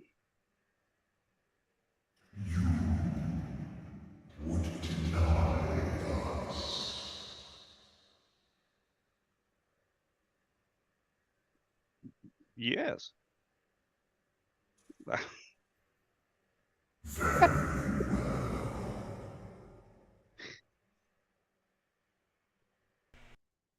And with that, the Gallowtree and its solitary hill fade into the white-green fog that surrounds it. And with it, so does Saul. I think we're going to go ahead and take our break here. We're going to take a 10-minute break. Go to the bathroom, refill your drinks, kiss your spouse, smoke them if you got them, etc., etc. Whew, what a doozy. All right.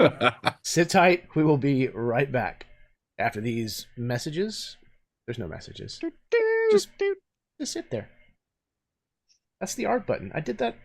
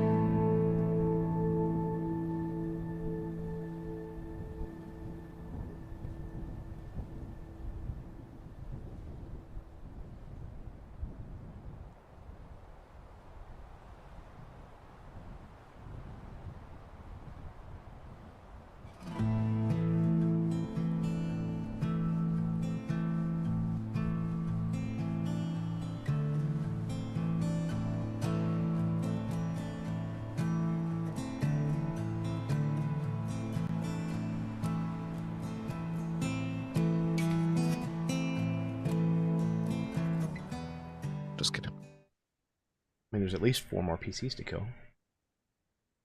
All right, hello everyone. Welcome to the second half of Session 8 of Thunder Ridge. Tonight's episode is Shot Through the Heart. It was an eventful first half, as the posse, attempted to take a long rest in this most accursed of places. They were set upon by a flock, herd, I have no idea, of sturges. And while everybody got a little hurt, our wizard, Sol, may he rest in peace, did not see the other side of this skirmish. Deals were made, or not. And now the question remains to the 4 of you. What do you do next? Sol does not awaken. His spirit seems to have maybe moved on. How many hours into our sleep did that happen? I think it was not 3 or 4 hours in.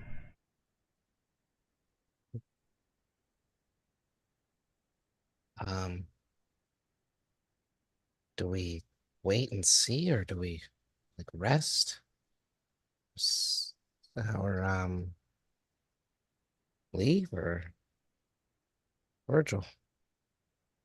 Ooh, well, did what I could.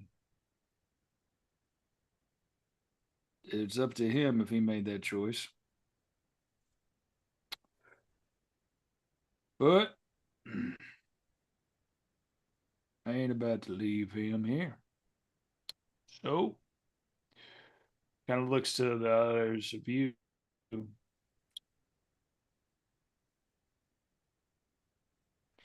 After what we saw here today, what would you like to do?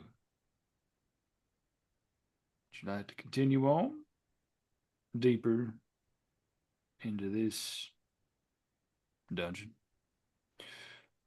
Hopefully find something that will stake our claim here. Or do we head back now? Take the body of our friend and tuck our tail between our legs and go home. I, for one, and he begins, you see him inside of his pack on like a small satchel on one of his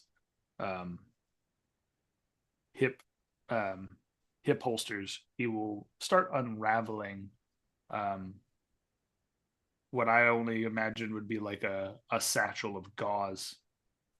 And he'll begin to basically wrap you up in like a mummified wrap, and basically start creating a baby Bjorn for Sol's body, as it to basically wrap it around his shoulders and keep it around his back, so that way, if we chose to continue on this journey, at least he knows that your body is safe with him and he will take care of it. If we chose to go back and deliver your body into town, we can do that as well. He just wanted a safe way to do so. So that's what he'll be doing, and then kind of addressing the rest of the posse and seeing what their desires are going forward.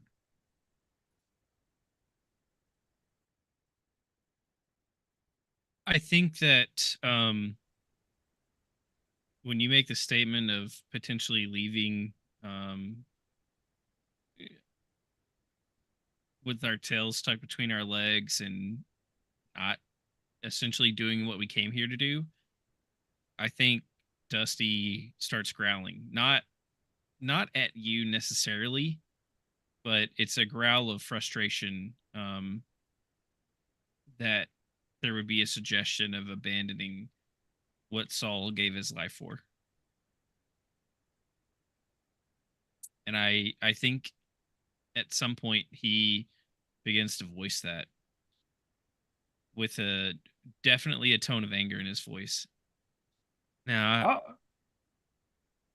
I Soul helped us get here to this point, and I for one don't plan on giving up on what brought him down here into his death.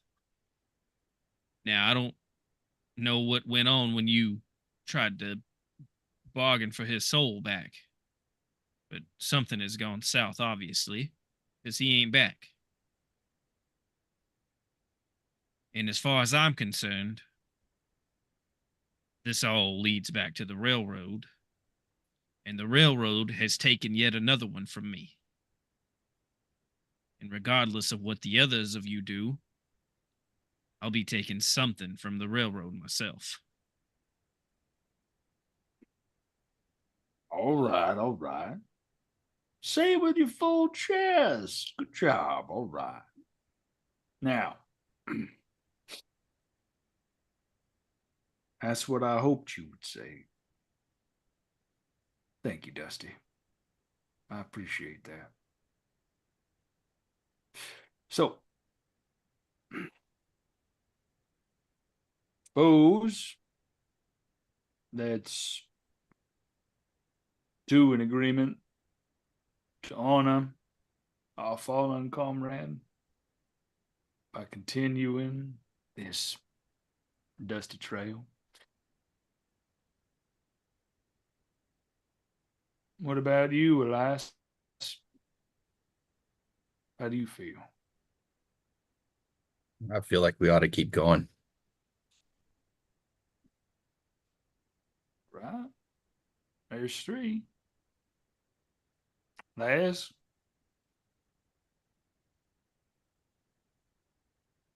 Forward. I'm not opposed to going forward, but there's a bit of a problem. My stomach's growling. Yep. Didn't kind of get settled as often as we did, huh? We can fix that.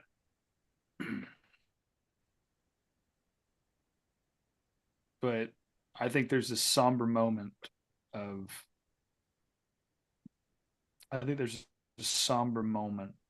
where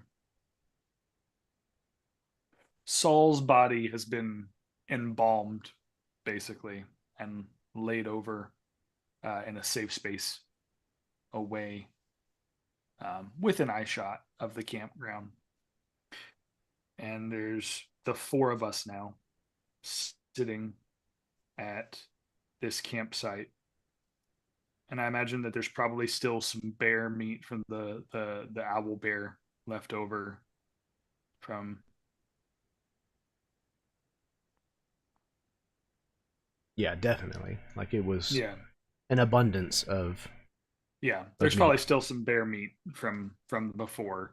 So Virgil will get to cooking some owl bear steaks, and we will attempt to take a long rest and sleep it off and honor our boy before moving on.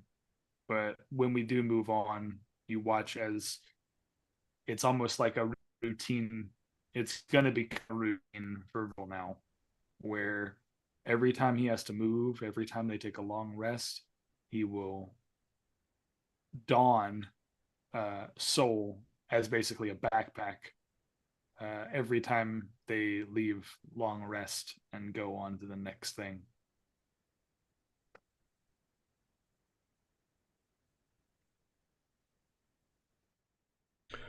Okay. So after completing your long rest, some in reverent silence, some understanding that this was just a part of your lifestyle. This is a part of being an outlaw, being someone who dives into these claims out here in the place known as the Caldera. After a while, you break up camp and you begin to head deeper into this space, this dungeon.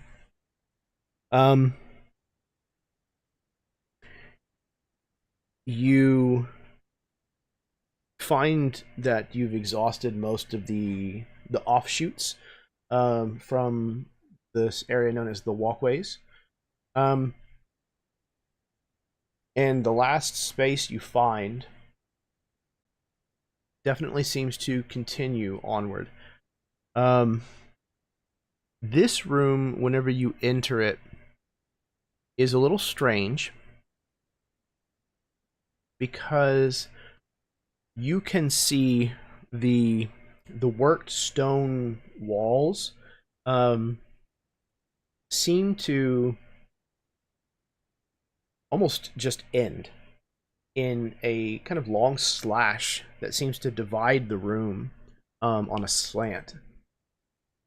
From there up, there is places where the rock has collapsed down from above, but it's natural cavern, natural bedrock in that spot. I would like each of you, please, to roll me perception or investigation, your choice.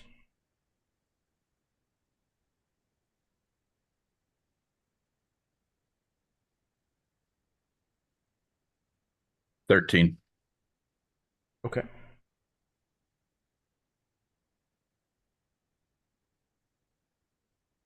Anybody else? 0. 0. Hey, you found... Oh. Negative modifiers. 12. Okay. 7. 7. Okay. So, kind of looking around this place, you see along one wall that there is that type of shelving where it creates almost a diamond pattern, and it has scrolls kind of placed inside. And you see a lot of these have just completely and totally rotted. Some of them have been knocked about from, the places where the ceiling has collapsed and things of that nature. But Virgil and Elias, both of you notice that there is a scroll that seems to not have deteriorated all that much. However, that scroll is in line where this this slice, this divide, seems to pass through the room, and probably at least a third of that scroll is cut at an angle and missing.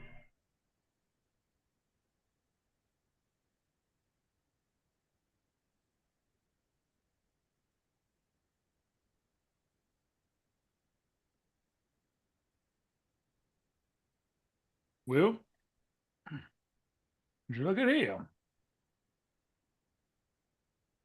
Oh, to add, sorry, there is a door on the far side of this room.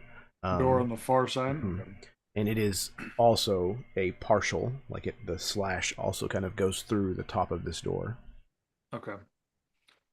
So I think I'm looking at the door, and I'm looking at this scroll, like a wizard scroll, or just like a tapestry scroll that's on the wall. Well, no, it's like a paper roll like a scroll of, paper that's wound up, but it looks like somebody basically took an incredibly sharp knife and cut it at an angle.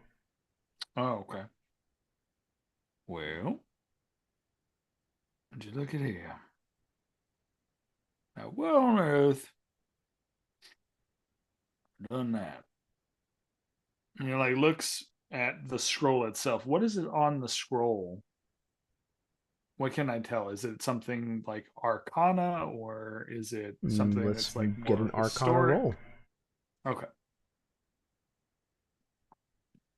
Okay, I do that.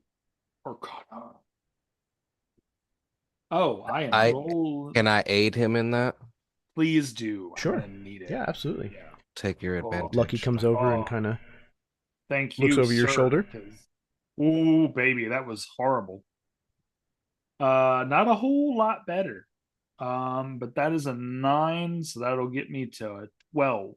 So we'll take it. 12. Okay. Yeah. You are not sure what this is, but Okay. with the way that it is written on this page, your guess is like this is not written out like text. This is not written out like somebody's, ledger or a prose of any kind. This definitely seems to be some kind of spell. All right. But again, it's missing almost like a third of it. Yeah. All right, keep your eyes out. There might be a missing piece of this here. Kind of looks, thinks about it. You could tell he's like still grieving in the moment, but he will take the scroll and he will roll it up and tuck it away in one of his side satchels and keep going.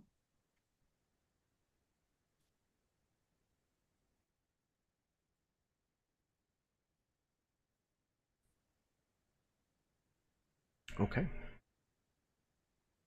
Anybody else doing anything in this room? Got lots of, like I said, broken stone rubble scattered everywhere. Definitely a lot of these kind of rotted scrolls. It looks like there might be a wooden table at one point that had been here, but it is completely obliterated by a large stone that has fallen on it. And then a door on the far side. I think Dusty goes into the room and starts examining the area, examining some of these shelves, trying to see if there's anything else that might be useful here. But he is doing it in a way where he's not touching anything. He regularly reaches to pick something up. He sees something shiny or something interesting, and then the voice of Soul rings in his head about Don't grabbing touch shit. things and Don't touching- fucking put your exactly. hands on shit, Dusty. God damn it. Like, you're to fucking kill us all. And then he pulls his hand back. So he is looking, but he's doing it without touching anything.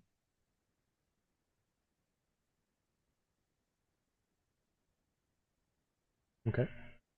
Looks with his eyes, not with his hands. Yes. Okay. You can roll an investigation roll.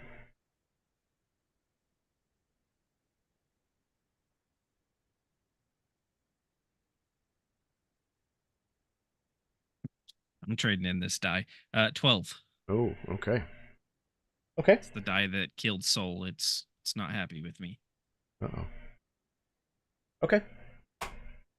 You poke around and you find a few humanoid bones that are kind of scattered around. A few like scraps of tattered cloth. You find, things like a candelabra that would hold, 3 or 4 candles to it, dinged up, twisted, covered in corrosion.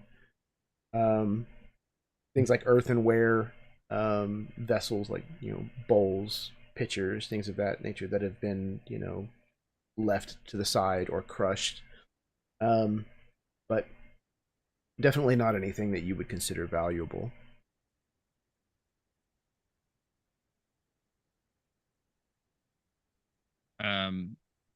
Dusty would just kind of move on at that point then.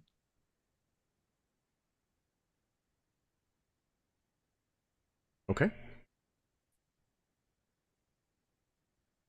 With only one additional exit from this room, is the plan then, in fact, to head towards the sliced door?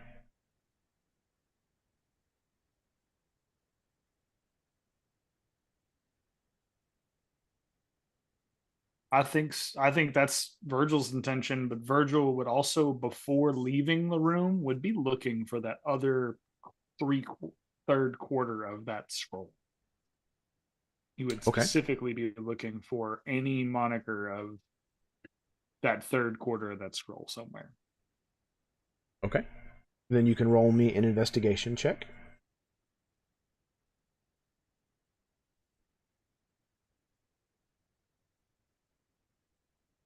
Okay, that's not horrible, but maybe not great. Investigation 13. Okay.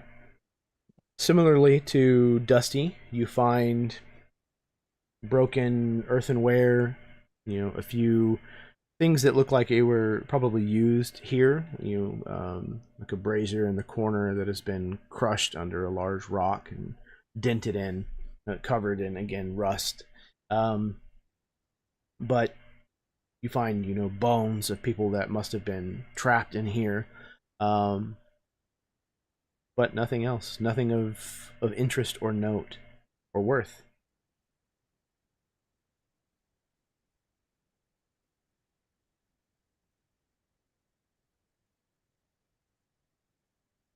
You're muted. Sorry. No, yeah, I'll hold on to the scroll, and then maybe as we come back through, maybe I'll be able to spot something later.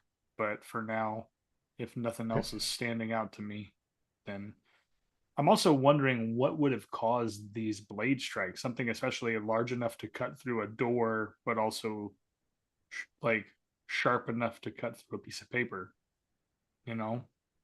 So when very interesting to me. When you first kind of noticed it, and were looking around, you can see that it was not multiple strikes. It was one strike. There was one strike that bisected this room, and along that plane, along that line, everything that is cut to the same angle. This was was done during the calamity. This was a calamity cut. Okay, got it. Yeah, this was like back whenever this place was first buried underground. Okay.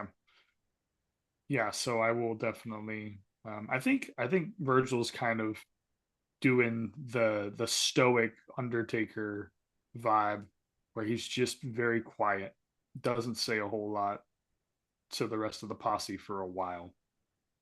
But we're just going to move on forward through the space. Okay.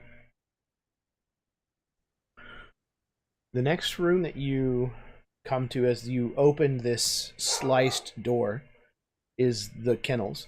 No. You see a large space on the other side, and it doesn't take you long to realize that this must have been some form of like feasting hall or ballroom of some kind. Like the tile work that's on this floor is like inlaid marble of different colors, and it forms a pattern that kind of stretches away from you.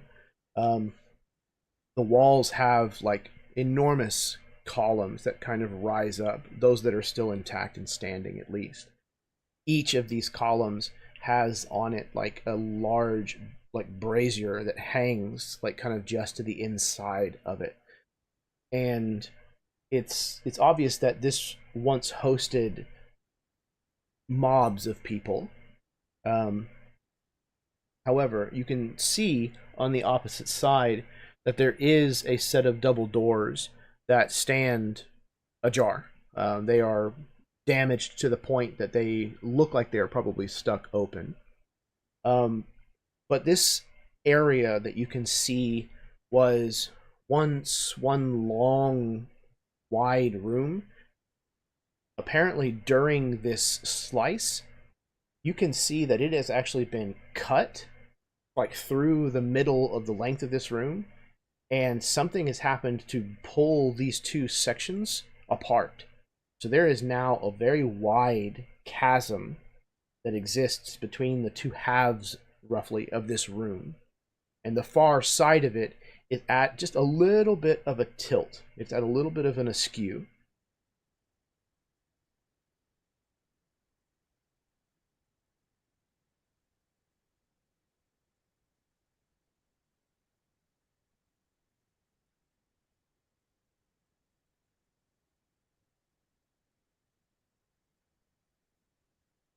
So looking at the rest of them, I think that we have to cross this chasm, right? It's big enough though, like we would have to stop at this one corner and then vault the other side, or how, Yeah, like if you wanted to reach the other side where there is a set of double doors, you definitely would have to figure out a way across this chasm. All right. Yeah. So I looked to the others. Well, what are we thinking? Dusty?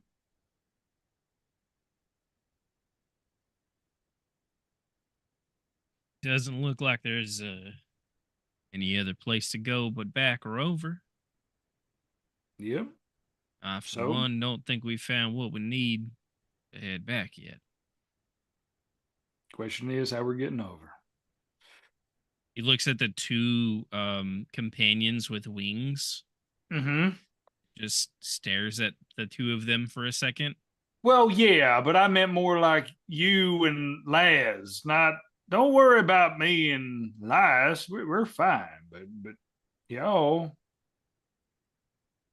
Well, I mean, how far is it? We could always tie a rope off, fly across. Yeah, it's about 60 feet across on average. Some places maybe a little closer, some places a little further. Okay. Well, here's the thing though. Let me see what I got. Bing, bang, boom.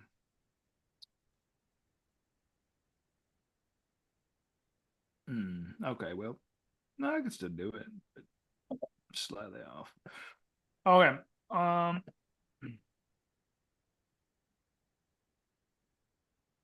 Let me see.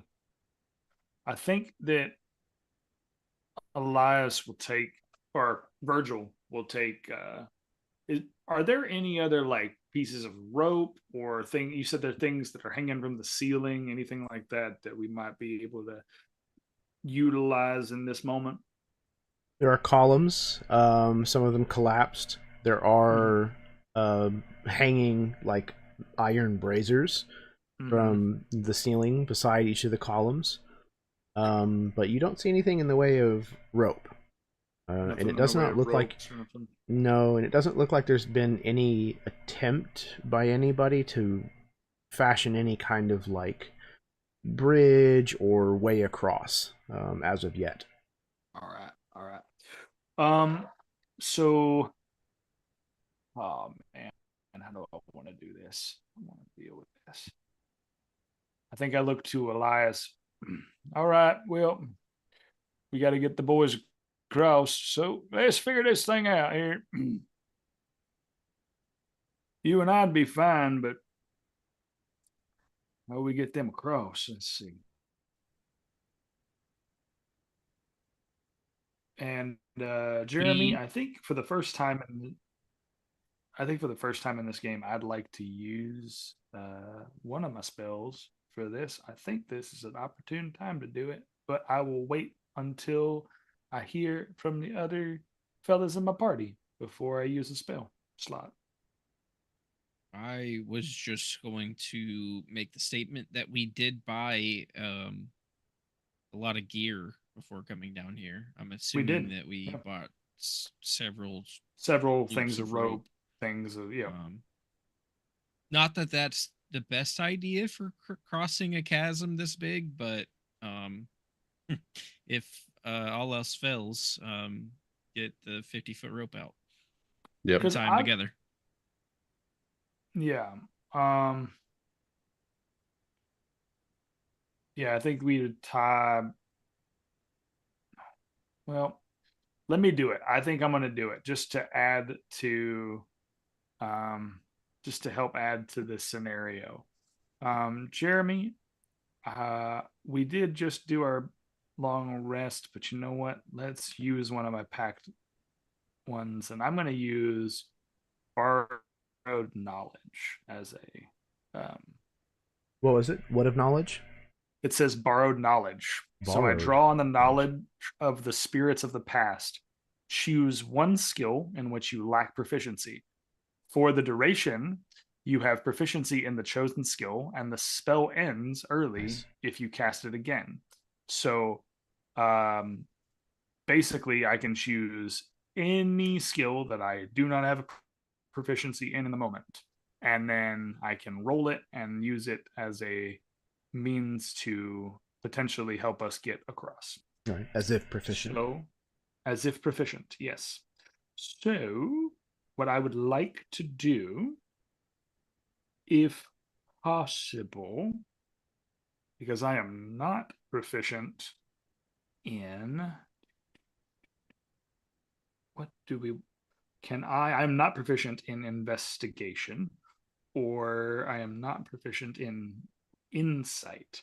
So whatever you would prefer in this scenario, I would like to try and solve a way for us to get across safely. Because I know that Elias and Virgil can fly over there, but I want to get the boys a means to get over there relatively easy.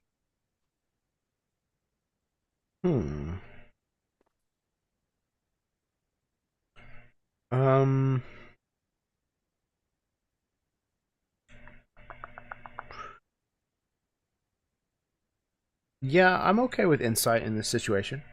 It's a Insight? little Okay. outside of its normal purview, I think, but Okay. we can at least attempt the roll and see how it goes. All right. Yeah, I was like either insight or investigation, something that would allow me to analyze a space and then work on trying to get Yeah. the best solution. Investigation is a very physical, in my mind at least, is a very physical type thing. You're kind of getting into the nitty gritty of like looking underneath stuff, looking behind things, and this is more of a you're standing back and kind of taking a read of the situation and trying to figure out Okay. what you might have to work with. So let's see what comes up then. Ooh, that's actually really dang great. Not a nat 20, but very close. That ended up being a 19 on the die. So that's a 20 plus my proficiency. So 22, 23 all up then. So Okay. yeah. Sweet. Words to So use. let me see. Okay. You're kind of looking around, kind of trying to get a good, like, far enough back view of things so that you can kind of take it in and gain some objectivity. And as you do so, you step on something that kind of somewhat rolls under your foot, and you look down and you realize that it is the first third of a radius and ulna, I think is the name, and a hand, all bone, that is holding on to the end spindle of a scroll, and leading away from that end spindle is like an unfurled piece of parchment that has not aged, and after a moment, you realize that the spindle that this skeletal hand is still clutching matches the one that you collected earlier. Oh, cool. Okay. So in that case, I think I would take a look at the piece and the other piece here on the floor, and I would like lay it out and see if I could see what I could see. See if that would match up and see if it's something that we could use to get across. So yeah, you kind of unfurl the one that you have next to this one, and you can see that the edges of the piece match perfectly. There has been no deterioration. There is no missing sections at all. This was a razor thin, razor clean cut across this scroll.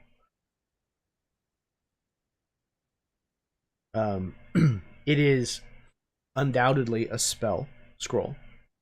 However, you may or may not know what it is that it says. Okay. So, let's get another Arcana roll. Okay. If only you had a wizard. Yeah. Okay. Well, that's actually really good. So I'll take it. I got a 18 on the die, so that's a 21. Okay. Yeah. It's like I'm Okay. channeling soul through my back. All right. So now that you have the remainder of this scroll and you've managed to kind of like roll this all out and lay it out the way that it was originally, you can see that this is a scroll of Dimension Door.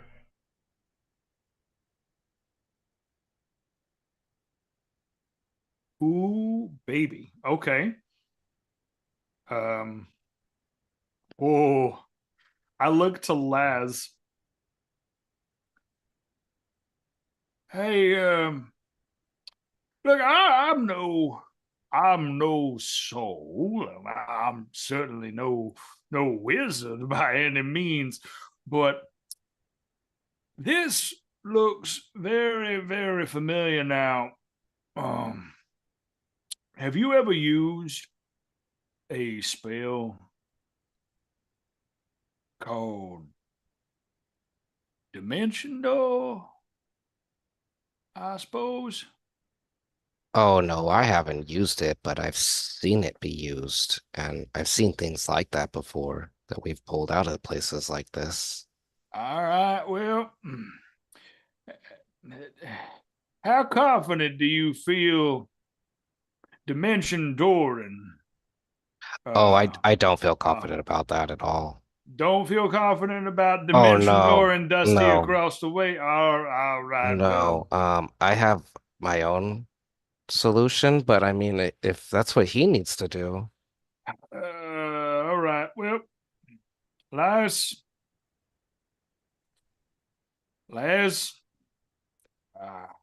Shit. I guess I'll see y'all on the other side. And he looks over to Dusty. Boy, you ready to take a wild ride?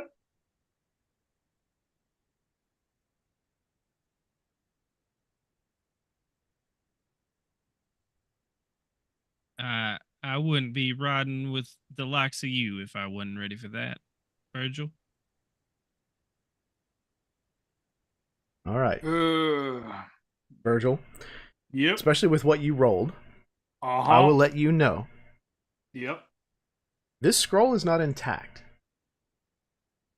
Well, yeah, I can see that. I know that it's not intact. There is a chance that it may not do anything. Okay. There is also a chance that it might work exactly as intended. I like There is what we're up to. It Also sounds a great. chance that it might work, but it might not work as intended. Join me, Virgil. Just gonna float that out there before you Listen Pull the here, trigger on this. Palpatine. I didn't ask you to be on my back telling me nonsense over here. Now listen. And somehow Soul returned. Soul returns. Hmm. Soul returns. Nice. No, I'll definitely do it, dude. I'm down. I'm down to clown. I'm a weird. Like, it's weird that he has like a +3 in Arcana, and it's just a matter of seeing if it works. So I'm down. For To tomb try it, robbers and yeah. things like that, it actually would not be uncommon at all in Caldera for people to study up on Arcana. Because again, like Yep. it would basically be like you studying metallurgy in Mm-hmm. like the Wild West, like trying to find where, you know, better, bigger veins of this stuff are. Or in this Yep. case, what it is you're looking at when you find it. Yep. Okay. So you're gonna go ahead and cast from the scroll. Yes, sir. The intention of taking yourself and Dusty with you. Myself and Dusty. But keep in mind, I have Soul as a backpack on my back as well. I don't Oh, know a if that threefer? counts. Okay. It's a 3-for-1 special on this dimension door. Technically 2 1/4 because Soul counts as Aw. like a half size. He's like a Okay. side dish. He's a side dish. Okay. So what I would like from you, Chad, Mm-hmm. is a Yep. percentile roll. Oh dear. See, 20s, that's fine. Percentile dice. Oh shit, son. We had a dangerous time. Woo! Okay.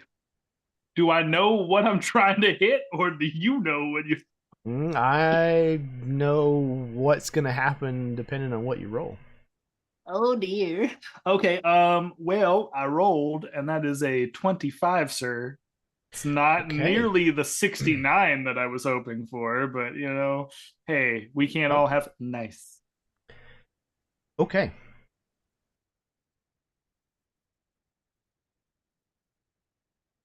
You read this spell on the scroll, and you watch as the lettering kind of skips over this tear,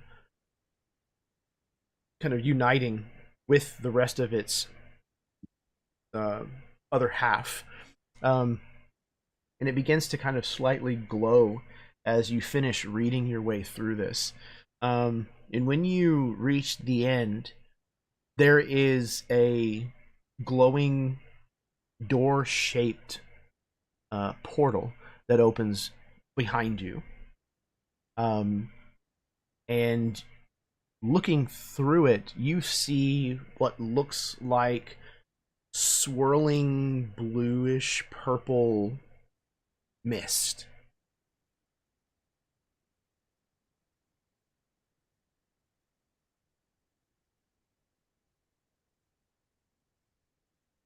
Well, ta-da! I think I did it.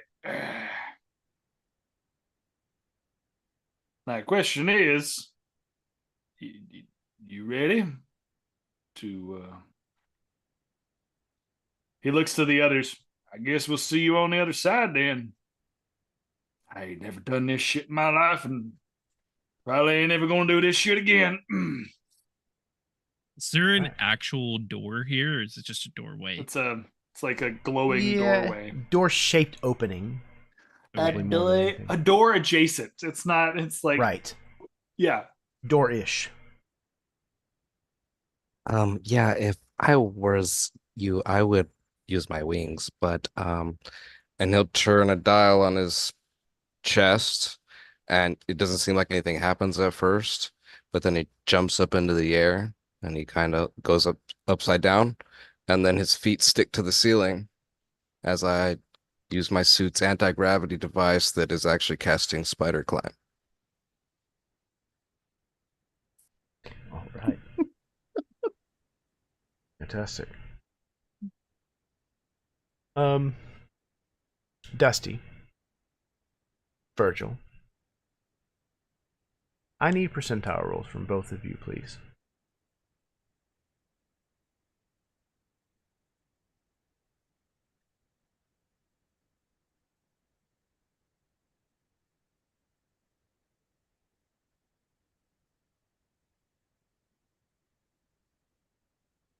81. 81. That's a 44. 44. Okay. We're gonna come out Interesting. looking like some Mr. Potato Head looking nonsense. Half and halves, baby. Let's go. Soul's back alive, but it's because he's Dusty's head now.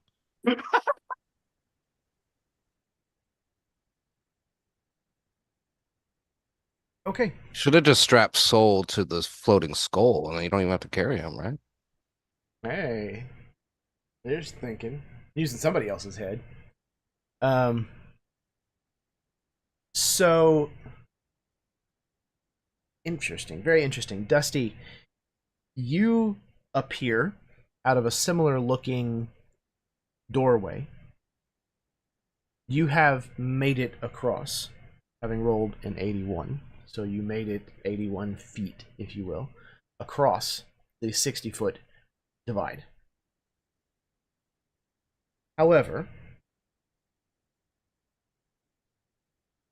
you also are missing your right hand. And you take the club. 81% of your hit points and damage. You have been, for all intents and purposes, to borrow from a different franchise, splinced.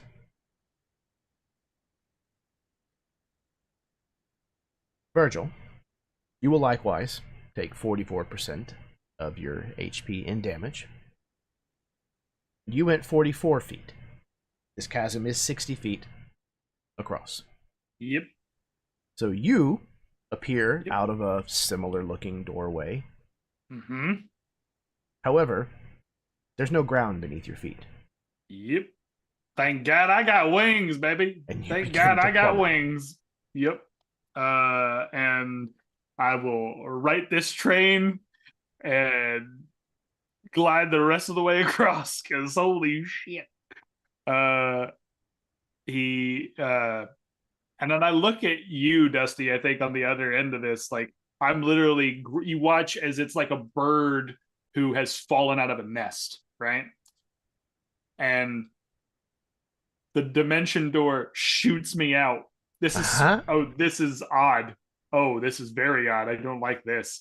The dimension door shoots me out, and you watch as I flail. I'm like looking at you across the way, being like, all right, you made it. Awesome. But then I look at how battered and broken and damaged you are, and I'm like, fuck it. Yeah. And I'm falling. And then as I do, I'm going to take my talons and then grip in on the sides and then like claw my way back up the side of the chasm. Yeah. It's funny you mention your talons because you're missing your right foot. Oh, fuck. God. Hey. Like a bone talon? Yeah. Just. Yeah, just like raw bone on the edge of the rock. Oh, some 27 hours shit. Yeah. At this point, you watch as Virgil gets on the other side of the chasm. And Dusty's there on the other side of the chasm. He realizes he has no foot. You have no hand. And there's this exhausted, like, fucking molted ass bird that just like cocks his head over to you and goes, I ain't never touching a scroll again. God damn it. Never. Never in my life. Ah. We just rested, and I feel like I got the shit kicked out of me.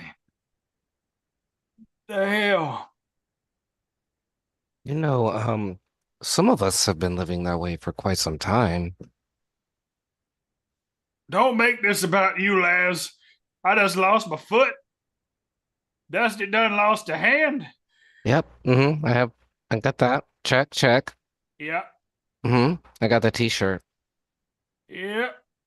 Well, I don't write like this now. So, Dusty, please tell me they want your shooting hand, because God bless it. I think Dusty's just in shock. Whatever is. So is it just my hand? Is it my arm? Like, where is this gone at?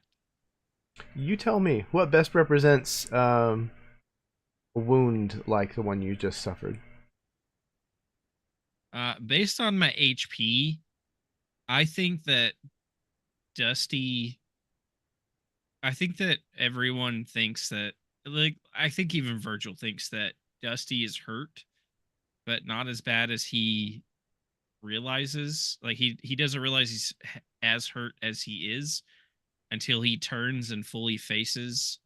Because Dusty's standing here in shock, and he's got kind of his shoulder like turned away from Virgil, and he's just looking down at at that shoulder.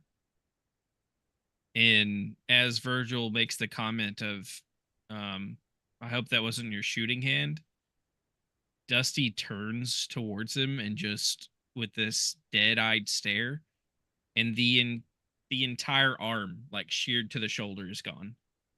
Like right where the shoulder socket would be is just flat, and there's just blood squirting out that shoulder.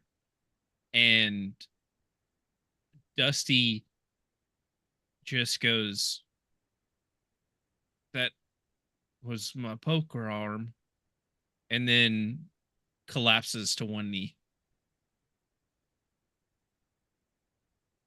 You see, when this happened, I didn't have anyone able to do this for me. And I'm not a medic or anything, but I've been trained at some things. And he'll go and touch your bleeding wound and cast Cure Wounds. And I will let you roll that, which will be a D8 plus plus 3.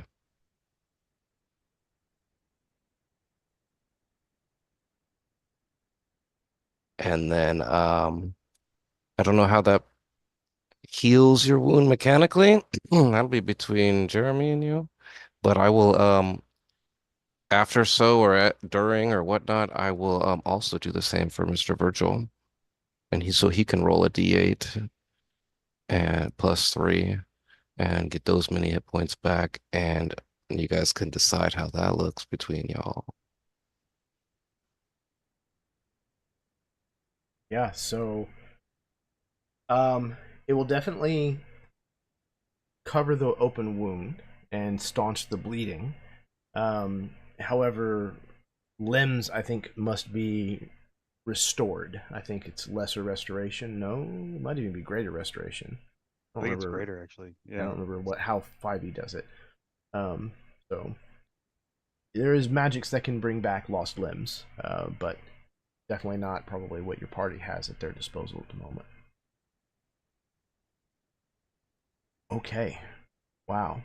When's Cleric Steve gonna come around the corner? He's missing an arm and a leg, though. He's just an arm and a leg, actually. So Yeah, isn't there really an well. NPC that's showing up soon? His name is Armleg. His Yeah, name is bad Armleg. Name is Patches. Patches. Name Amen to that. Patches. I'm a Western doctor. Let me see what you got going on there, boys. Why fix that up? Oh, beans. Call me So- Pappy. Got some scraps of something around here I can put on there. See? So that scroll had a 25% chance of working, but not as intended.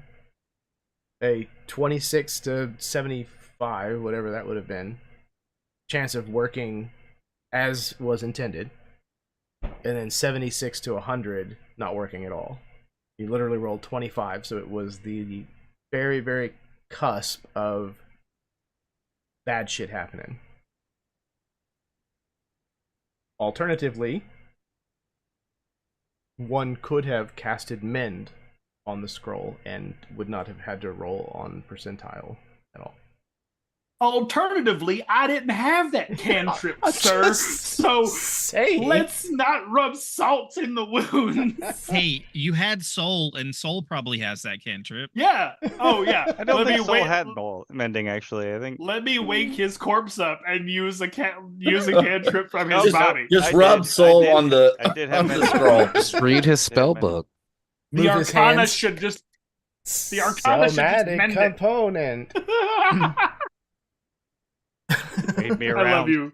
I love you all. I love you all so much. Soul is their new wild. arcane focus. Soul is my arcane focus at this point. Yeah. Wow. Okay. So, you have managed to make it to the other side of the split room. Some of you more so than others. But you are now on the other side of the room, and the immediate first aid has been rendered. I'd say a couple of us are one with the split room at this point. True. There's a part of you that will never leave this place. It will always be with you.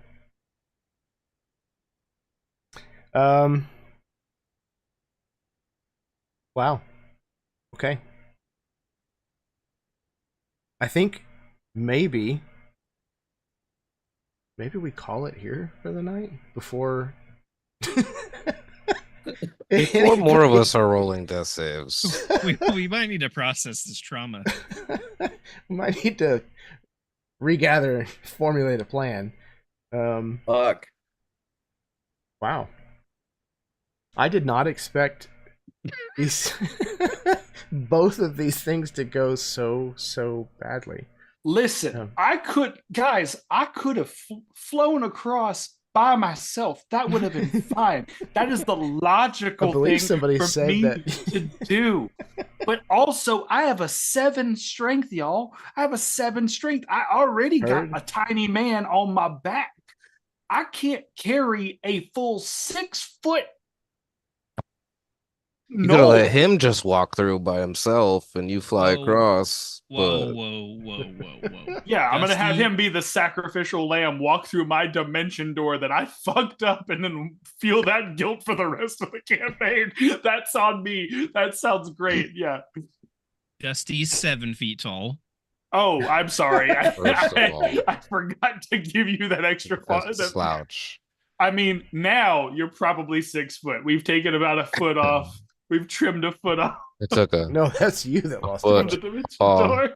You lost I'm a flamingo now for the rest of the campaign. We're just Oh man. full on 1 foot in, 1 foot out. yeah, peg leg. I don't know that Dusty is ever going to let you forget that we have plenty of rope at this point. We have plenty of rope. Do not cast spells you are not equipped for. I don't know that, sir. I could have easily rolled this. This is fine. No, I think he's saying just hang us at this point. Just, Like, just we've do got it. the rope. Just We've got appease the your fucking rope. thing. Appease your god. Oh Do my it god, now. man. You know how you Wow. play hangman and you don't you win and there's only half a man hanging on there? That's what your gallows tree is gonna look like. And, you know, just- Like, what are these Christmas ornaments you've brought to us? Oh, this is from my fuckery, man. I'm so sorry. I didn't mean to make this happen, but here's half a person here. Here's this. They all decided we're all going to the gallows tree at the same time. They've all Virgil's agreed. like that. Virgil's like that person that tries to pay at a cash register and only has like a part of a bill. Mhm. He's like, "Will you take this?" This $1 bill only has tape on it. You're fine. This is It's still at fine. least the majority. right? That's fine. Should be. 3/4 good is still good, guys. Like, there's Wow. still a serial number on it. You're good. Nope. You didn't say you wanted to hang all of them, just that they needed to be hung. Just that they needed to be hung, right? So To be fair, all Soul was ropes- already hung. Yep. For a Jesus. fox, right? 3'6", lying down.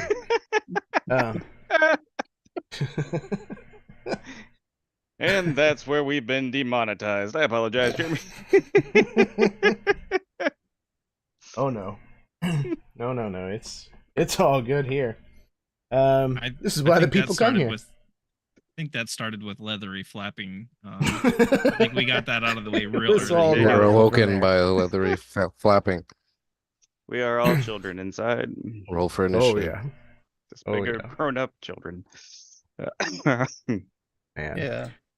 Well, thank you for a thoroughly entertaining evening, full of unintended yet interesting outcomes.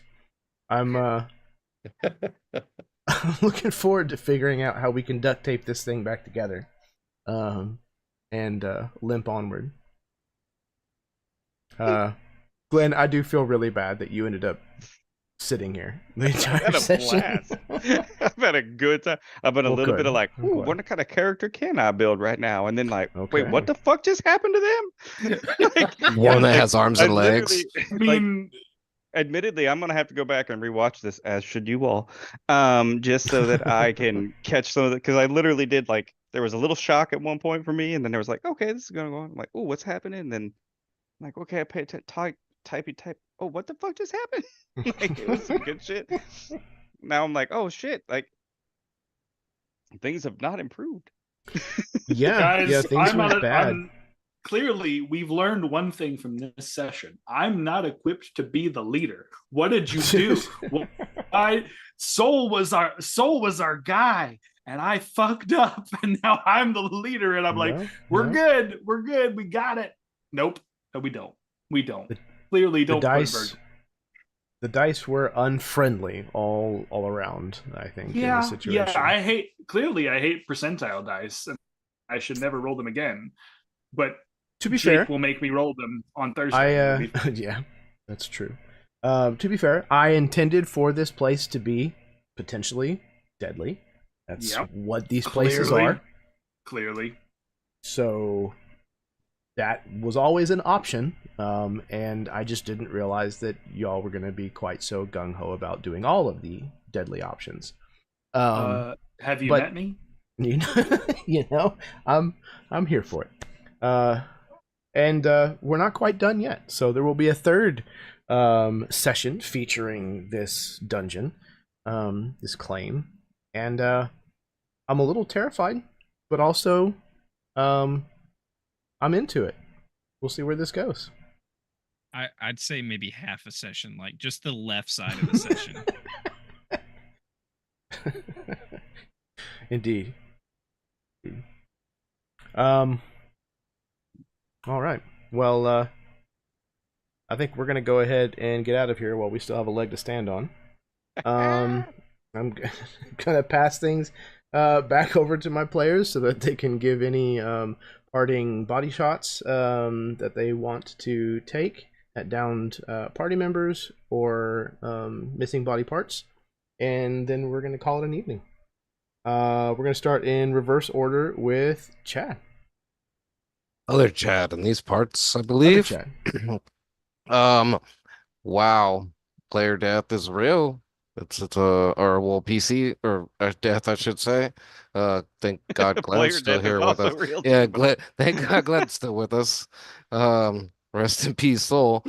But I liked how you handled that on both ends of being like, here's your option.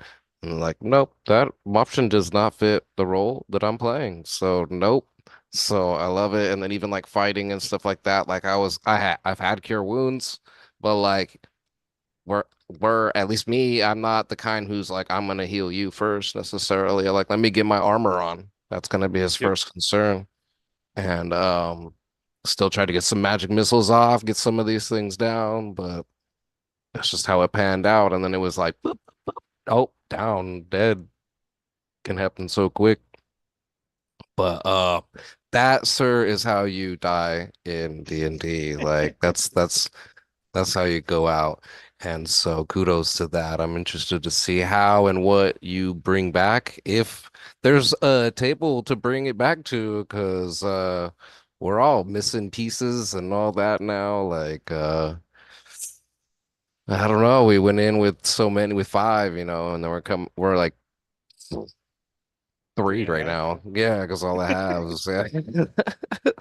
So I'm just really interested in then like do we even make see the other side of the claim or get back out or anything? Like is this where the story ends? Who knows? It's looks fun. So thank you guys for being able to create this time. Appreciate it. Yeah, man. One of the things that is always such a joy, even as the dungeon master, is never really knowing for certain where things are gonna go. Of there always being turns that, even though they may be far-flung options, when you put in a percentage chance of something happening, there is a percentage chance that it's going to happen. And it's amazing to me that this game, after playing, Dungeons and Dragons for so long, that it can still surprise me whenever I sit down for a session. Even in a way that is, that is bad. Like, I feel bad that somebody's character died, but there's always interesting options that can come from that. So I'm Saul I'm wasn't more a than good eager to person. see it through. Huh? Saul wasn't a good person. No, fair. But, that's also what y'all signed up for. Y'all wanted to play, this side of the law, the moral spectrum. And, yeah, it's interesting. Very, very interesting. So, yeah, next up we have Glenn. That's me, formerly Saul. See who I am next week. Maybe not. I may have be blank for next week, and then we figure out where I'm at later on. Have some fun with it. No, this was great. I had a great time with it. Again, it's collaborative storytelling. That's what we get to enjoy doing, and that's what we're playing this with. Character death is real because character death happens in the stories. If it doesn't, they're kind of boring stories. I'm like, it's funny because it really makes me laugh a little bit. Like, it plays the way characters would play, right? Where the group doesn't feel like they won the battle, but in reality, like 100% you won. Like, you're still alive and kicking and moving forward. Like, it's a hostile world, right? Like, it's unrealistic that everybody survives everything all the time, right? So you guys have already lost other parties and posse members, right? At this point, you could be selling Saul as a mummy. We don't know. We'll see how it goes. But no, I already have some ideas. I can't wait to hit up Jeremy and flood him with ideas for how to jump in on this and play around. Should be a good time. Looking forward to it. Hell yeah, man. Again, like one door closes, many open kind of thing. It won't be a dimension door this time. But yeah, it's interesting to see where the story could possibly go, both for Saul or whoever it is that comes in next, but also what that means for the larger story and for the dynamic of the group. There's more possibilities that kind of spring up out of this seemingly sad situation. This situation that none of us really wanted to have happen, but it has. Sad is going to be Virgil telling Primrose. It's true. Somebody's going to have to break it to her. That is very true. Why did you have the level of anxiety and depression and just sheer gut wrench just happened? I have to survive now just to be able to tell Primrose, hey, your sweet little desert flower is now dead. I don't know if I would tell her, man. You guys are going to end up with another whole battle on your hands, like you versus a Minotaur. Bring it. I signed on for this. All I hear is cheeseburger. Cheeseburger. Cheeseburger. Oh, wow. Okay. Next up, we have Todd. That was awesome. This was a great evening. Only in this hobby can you say that about losing your best friend. Yep. Right. See what happens in the next month. Man, I had so much fun when you died. No, I agree. Like, I love how wild these stories get. Just taking it one moment at a time, one die roll at a time. Um, yeah, it's always surprising, and, and you can have fun whenever there's trauma being handed out, like Pez. Yeah. So And it's one of those things, right, where it's really easy to play above the table and figure your way out of things with Sure. what you know as a player. But for all of us to, play as our characters would actually act and behave and, see where things land. Yeah, I agree. Yeah, there's a lot of people that play the game more like a game, where it is, what is the optimal choice in this moment? What is the best thing That to do? would be me traditionally, yeah. Yeah, and again, there's nothing wrong with that at all. Like, I play in a lot of groups that play that way, and we have a lot of fun. But it is fun sometimes to explore these characters as if they were real people. Yep. And caught in a situation that is impossible to make the right choice every step of the way. So yeah, I think that oftentimes ends up telling a really a very textured story. There's a lot to a story like that at the end when you look back and say, God, that the whole thing, the whole way that played out tells a very interesting narrative, as opposed to just, yeah, we kicked ass, we won the day, everything was great. Then we moved on and got bigger, better stuff and did it all over again. Yep. So I would have to agree. Okay, next up we have Nathan. I've so much that is like going through my mind right now that I want to say that I don't know where to start, because I definitely agree with what Todd was saying, that we definitely all played our characters the way that we felt like they would be played. And we talked about this when we played our Dune game too, because we had characters in Dune that made some pretty dumb decisions, both self-survival wise and party wise, but they were decisions that our characters would have made in the moment. And I love getting in a game where you have a group of people that built characters that are ready to work together, but they still have their own backstory, and they stay true to their character, um, sometimes to the detriment of the party, but not to be a problem for the party. Like, I'm not doing this so that I can cause chaos. I'm doing this because that's what my character would do. I knew it wasn't a great idea to throw knives at these sturgeon on Soul. That there was a pretty good chance I was going to hit him with a knife no matter what. But that's Dusty's tried and true weapon. That's his go-to. That's what he hits with. That's his strongest ability. So that's what he instantly went to. And I hate that I had a part in pushing Soul closer to death, but again, I did what Dusty would do.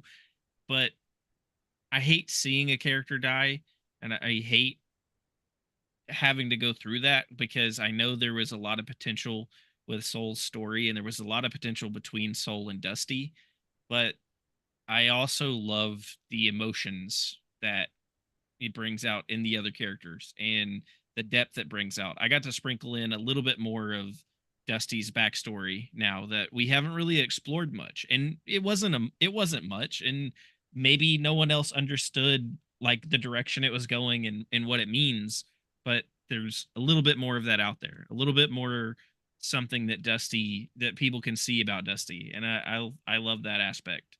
Yeah, Jeremy, great game, guys. Thank you guys for a great game too, and for embracing all this. Go check out Jeremy on Start Playing. His games don't usually cost an arm and a leg, just every now and then they do.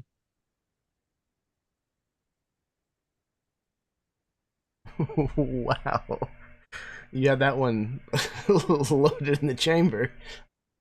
That was good, man. That was very quippy. Wow.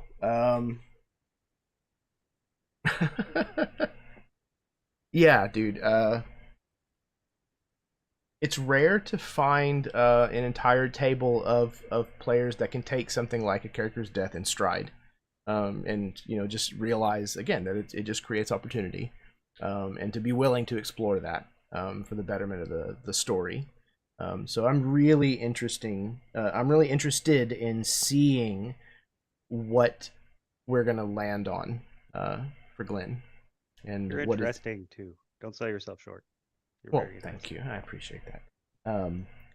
But to find out what the again the ripples of Saul's death are going to mean for the group going forward, what this is going to do to their internal relationships, it'll be interesting. I think. I hope at least. You kind of mentioned earlier too that death in D&D is not necessarily the end. And again, it's Absolutely. just because Soul didn't take the deal and come back doesn't mean that it's the end for Soul either. Because there's other characters with not only Soul's memories, but there's still pieces of Soul out there in the world. I'll never forget the first full player character death that I had was my character in our Curse of Strahd game. I thought that character was done for, and I had to make a new character. And I happened to make his sister, and his sister came into the world, and I fully invested in that character, only for 2-3 months later for my original character to come back. And then I had to play two characters, but it all connected in the story. It wasn't just a burden. It all fit with what was happening and fit with the story. So there's no telling what could come of this small death here. Yeah, absolutely. It definitely is not the end for all of the stuff that I had planned for Saul. That's for sure. So,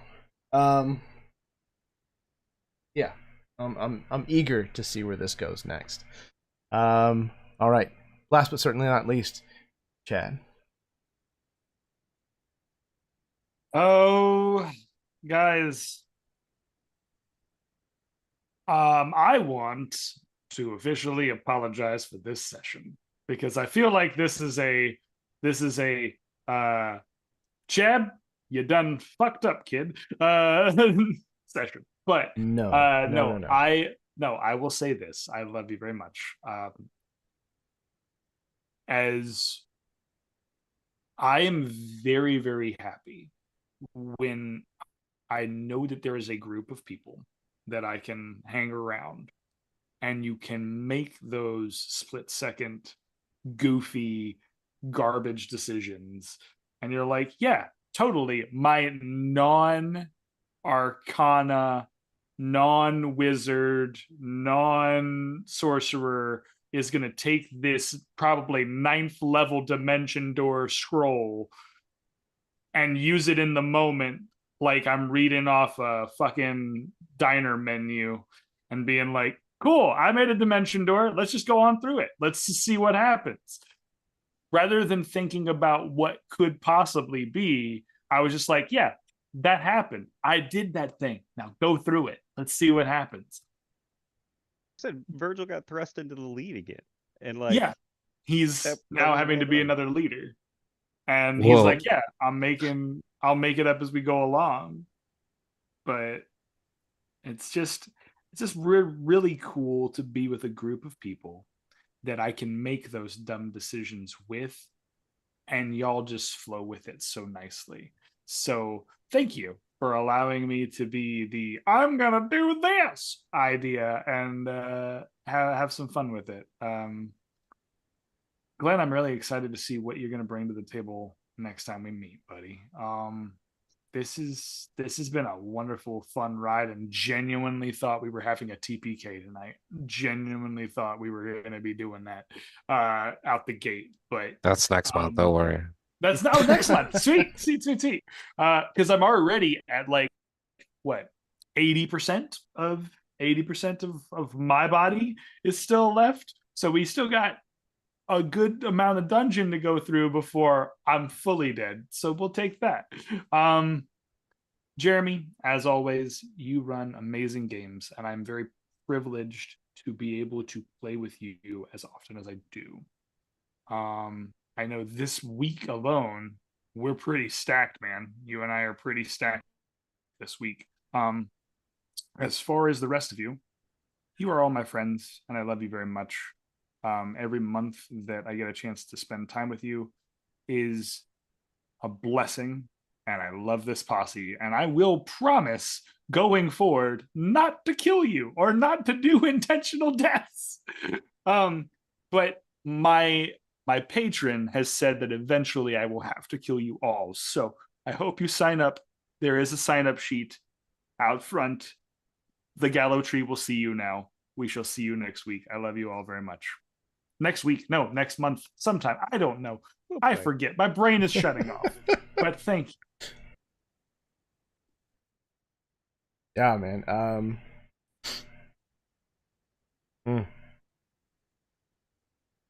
No, you should not be taking any kind of like guilt or blame from this game at all.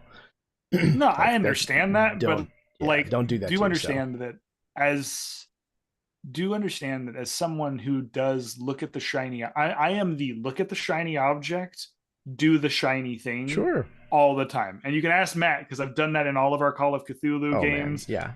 Yeah, he like straight up holds out the candy to me and goes, Mhm. "Do you want to take the candy?" I'm like, yeah, I do want to take the candy. I don't want to not take the candy. It's like, do you want to eat the candy? I'm like, yeah, I want to eat the candy. I've got the candy in my hand now. Same way, very much. You know, so. And Like- that just causes chaos at all given times. Well, as a player, I want to see what the dungeon master put the effort into creating, even if that is Right. ultimately detrimental to my character. I would rather see what the trap's gonna do than cleverly avoid it. like, could I have held on to that dimension door scroll and then sold maybe. it back because it's probably a 9th level scroll? Yeah, 100%. Sold it back. Oh, But that you're was our saying- goal. Nah, I'm all right. Yeah. I'm fine where we are at. I will find a replacement foot. I will No find regrets. a replacement left half of Dusty somewhere in this nonsense. But I love you very much, guys, and I hope you have Yeah. a wonderful night. I will see you guys Chad. next month. Yeah. And not only that, but it is by far one of my favorite moments in any game when you're like, Jeremy, I don't know if I can do this, or Jeremy, let me ask you this. I know something fantastic is about to come, whether it's detrimental to us or whether it's like the greatest action scene I've ever seen. Something fantastic is about to follow. Here's the thing. He's one of the only, and look, I'm very blessed to have been around a number of GMs that I've been around. But I will tell you this, out of everybody that we play with, like, I love Jake and I love Matt. But Jeremy is one of those guys that I feel like I can throw out the ridiculous nonsense and he goes, it's not in the rules, but I love it. Let's let you ride. And then he'll figure out a way to allow you to ride that dream of yours, even if it doesn't make sense. The idea of it, The idea has to be there, has to be solid. You've told me no plenty of times. Oh yeah, no, I am a firm believer but- a GM needs to have that final no, But like but there at needs to some be a time point, for that. there's this. Can I do this nonsense? And you're like, well, yeah, but at a detriment to everyone around you. Absolutely, Mhm. we'll figure this out. So It's a trade. It's a conversation.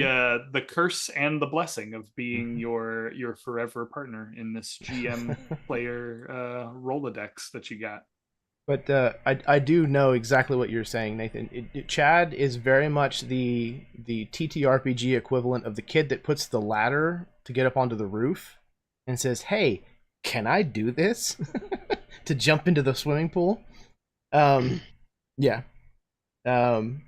But I'm here for it.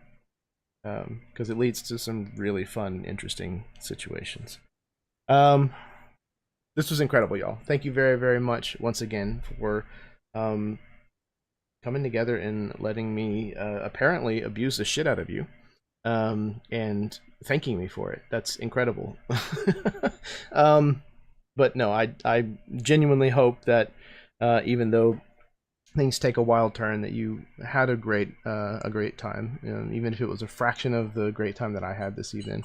And I'm looking forward to the last and final episode of the dungeon arc of this campaign, and seeing what's going on after that.